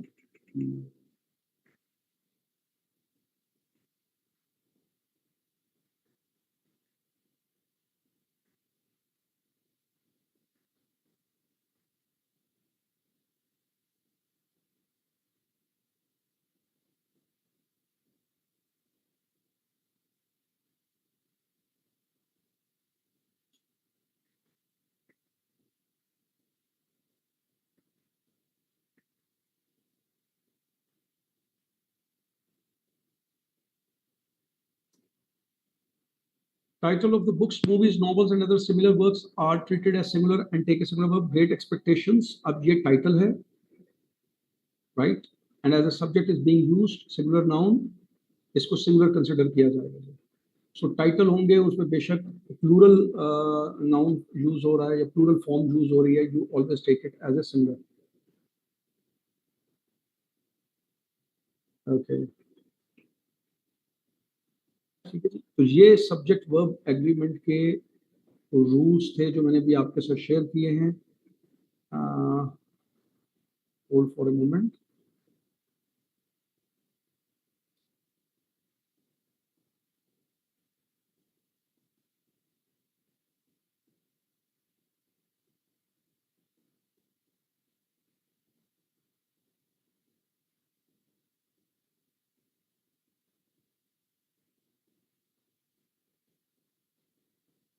अच्छा, quickly just मैं modifier के बारे में आपको बता दूं।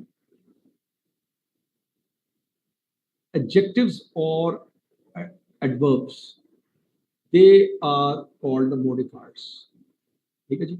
मॉडिफायर क्या होते हैं? They give additional information about the nouns, जो प्रोनाउंस हैं, वर्ब्स हैं या देम्स हैं, उनके बारे में एडिशनल इंफॉर्मेशन देते हैं।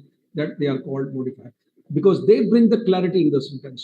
When there is no modifier, means with any noun, if there is no adjective, and if there is with the verb there is no adverb, it creates confusion, right? इसलिए इनका लगना जरूरी है, इनको modifier कहते हैं, right? A modifier is a word, phrase or clause that describes something or makes its meaning more specific, otherwise meaning clear नहीं होगा। ठीक है जी। मैं एग्जांपल दे देता हूँ। देखो, शू फॉर एग्जांपल, अगर मैं शू बोल दूंगा तो कौन सा शू, इसके कलर के बारे में, इसकी प्राइस के बारे में, there different questions arise in mind. अगर मैं लिख देता हूँ ब्लैक शू, ब्लैक शू, तो अब कम से कम क्लियर हो गया कि अच्छा ये शू है जो ब्लैक है, उसको स्पेसिफाई कर दिया उसने। अगर मैंने लिखी एक्सपेंसिव शू, तो मैंने उसको स्पेसिफाई कर दिया कि ये एक खास कैटेगरी में आ रहा है प्राइस के हिसाब से। ठीक है। इसी तरह वर्ब के बारे में, इट मूव्ड, अब जैसे मैंने कहा इट मूव, तो मूव के बारे में आपके जहन में आएगा स्लो था, फास्ट था, कैसे था। This is not clear, but in order to bring clarity मैंने उसके आगे ऐड कर दिया it move slowly. He walk briskly, तो ब्रिस्कली ने इंडिकेट किया कि ये जो वॉक कर रहा था वो तेज तेज कर रहा था, राइट, छोटे छोटे कदम लेकर कर रहा था। सो मॉडिफायर्स जो हैं वो in the form of word, phrase और क्लॉजेज यूज होते हैं नाउन्स के साथ। प्रोनाउन के साथ जब होंगे तो हम उनको एडजेक्टिव्स कहेंगे। अगर वो वर्ब के बारे में भी कुछ डिस्क्राइब कर रहे हैं, हम उनको क्या कह रहे हैं, एडवर्ब कहेंगे, राइट। अच्छा, अब इसकी बात मैंने ऑलरेडी पहले कर दी, उसकी पहचान दी। मैं डायरेक्टली जाऊंगा मॉडिफायर्स की क्या लें कि जो दो किस्में बड़ी important, hanging modifier and misplaced modifier, उसकी तरफ जाऊंगा बिकॉज ये सबसे इंपॉर्टेंट है। एक तो ये चीज़ पता चल गई कि एडजेक्टिव्स को मॉडिफायर कहते हैं। आई डोंट थिंक सो कि मुझे अभी इसकी डिटेल में जाने की जरूरत है, क्योंकि बहुत टाइम भी हमारे पास ऊपर हो गए। मैं इसको जल्दी जल्दी डिटेल करूँगा। और एडवर्ब का भी आपको पता चल गया कि adverb is also modifier, but ये किसको मॉडिफाई करते हैं? मॉडिफाई का मतलब दे स्पेसिफाई, सिंपल, स्पेसिफाई करते हैं। एडवर्ब वर्ब को स्पेसिफाई करके बताएगा, एडजेक्टिव को स्पेसिफाई करके बताएगा, वर्ब को एडवर्ब को स्पेसिफाई करके बताएगा, जबकि एडजेक्टिव नाउन और प्रोनाउन को स्पेसिफाई करके बताएगा। सो अब जो सबसे इंपॉर्टेंट चीज आपको समझनी है, मैं उसकी तरफ आता हूँ, misplaced modifier.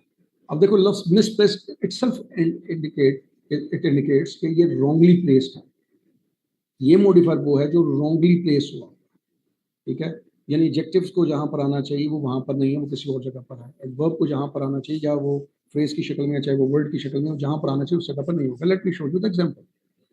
My sister walked in as I was scrubbing the floor with her new baby. अगर इस सेंटेंस को अगर आप गौर से पढ़ें तो आपको पता चलेगा कि जैसे वो जब उसकी बहन आई तो वो उसके बच्चे के साथ फर्श को साफ कर रही थी, ठीक है। इसको विद हर न्यू बेबी ये फ्रेज है जिसको बेसिकली सिस्टर के साथ होना चाहिए। सिस्टर वॉक करके आई अपने बच्चे के साथ, right. So what we say, my sister walked in with her new baby as I was scrubbing the floor. This phrase is wrongly placed with किसके साथ? फ्लोर के साथ लगा हुआ है। बेबी का फ्लोर के साथ क्या लिंक है? अच्छा, कल मैंने एक बात बताई थी कि सेंटेंस के लिए आपको सेंटेंस को पहले रीड एंड सेंस करने की आदत डालनी है। तो खाली रूल्स पे नहीं चलना, पहले उसको सेंस करना है। अगर आप सेंस करें, अब मैंने ये सेंटेंस कई दफा दिया क्लास के अंदर, तो ये स्टूडेंट्स नहीं कर सके, नहीं समझ सके। इसका मतलब है they are not reading, they are not trying to sense, right, they are trying to apply the rules. वो ढूंढ रहे हैं फ्रेज किधर है और वो फ्रेज को इधर क्यों होना चाहिए, उसकी वजह जाने बगैर उसको बस देख रहे हैं, इसको इसके साथ ही बस इधर के साथ लगा देते हैं। यहाँ पर दो नाउन्स है तो इस नाउन के साथ लगा देते हैं, यहाँ पर वर्ब है तो उसको इस वर्ब के साथ लगा देते हैं, विदाउट अंडरस्टैंडिंग होना किसके साथ चाहिए। माई सिस्टर वॉक्ड इन, अब जारी बात है माई सिस्टर विद हर लिखा हुआ, तो विद हर डेफिनेटली अपने बेबी के साथ होगी, ठीक है। आई वॉज, मैं उसके बेबी, आई वॉज के साथ माई तो हो सकता, विद माई बेबी तो हो सकता, चलिए अगर आप अपने बच्चे के साथ कर सकते हो फॉर साहब लेकिन तो नहीं कर रहे ना, तो this is illogical. My sister walked in with her new baby as I was scrubbing the floor. That is a misplaced modifier की एग्जाम्पल है, ठीक है जी। ये दूसरी थी। दूसरी मैं एग्जाम्पल, एक एक एग्जाम्पल दे रहा हूँ। डेंगिंग मॉडिफायर, डेंगिंग का मतलब हैंगिंग, लॉन्ग, अनअटैच्ड। जिस फ्रेज को या जिस वर्ड को मॉडिफाई करना है वो हैंग कर रहा हो, उसके बारे में क्लैरिटी ना हो। For example, having finished the assignment the TV was turned on. Who finished the assignment? Who turned on the TV? The host of the kid. Who turned on the TV? Obviously अगर इस phrase को गौर करें, having finished the assignment, जिसने assignment complete की है, ठीक है, उसी ने ही टीवी को ऑन ऑफ किया है। So there should be a pronoun. There should be a noun or pronoun to indicate who turned on that one. वरना ये पता नहीं चलेगा ये एक्शन किसने किया, किसने असाइनमेंट को कंप्लीट किया। Having finished the assignment, he turned on the TV. I turned on the TV. She turned on the TV. Because यहाँ पर कोई ऐसा बीच पे possessive pronoun नहीं लगा जो इंडिकेट करे कि उसके हिसाब से आपको यहाँ पर सब्जेक्ट लाना है। In that case आप he या she या I यूज कर सकते हो, बट इन सम के सेंटेंसेस वहाँ पर एक रिफ्लेक्सिव प्रोनाउन प्रोनाउन मौजूद है, पोजेसिव प्रोनाउन मौजूद है, या कोई इंडिकेशन मौजूद है, उसके हिसाब से आपने देखकर रेलेवेंट जो नाउन है या प्रोनाउन है वो लगाना है। ठीक है जी, तो वी कंक्लूड हेयर जी। 12:10 हो गए, टाइम काफ़ी ज़्यादा हो गया। मैंने जो बेसिक चीज़ों का आइडिया देना था वो आपको दे दिया। आपको अंदाज़ा हो जाना चाहिए। डेफिनेटली इस क्लास के अंदर हम टेंसेस को या क्या कहते हैं डायरेक्ट इनडायरेक्ट नरेशंस को या उनको सारे चीज़ों को नहीं कसते, but you have an idea, you because आप उन चीज़ों को पढ़ते भी रहे हो, बहुत अर्सा पढ़ते आए हो, उन्हीं चीज़ों के ऊपर आपने फोकस करना है, उनको ठीक करना है, उनके के ऊपर प्रैक्टिस करनी है। और इन चीज़ों के बारे में जो मैंने बताया स्पेसिफिकली आपको इनके बारे में पता होना चाहिए। इनकी एक्सरसाइजेस करें, तैयारी करें, इनके मुताबिक प्रैक्टिस करें, बहुत ज़्यादा प्रैक्टिस करें, समझ के करें, तो इंशाल्लाह आपका ये टेस्ट है वो पास हो जाएगा। Thank you very much. अल्लाह हाफिज़, गॉड ब्लेस यू।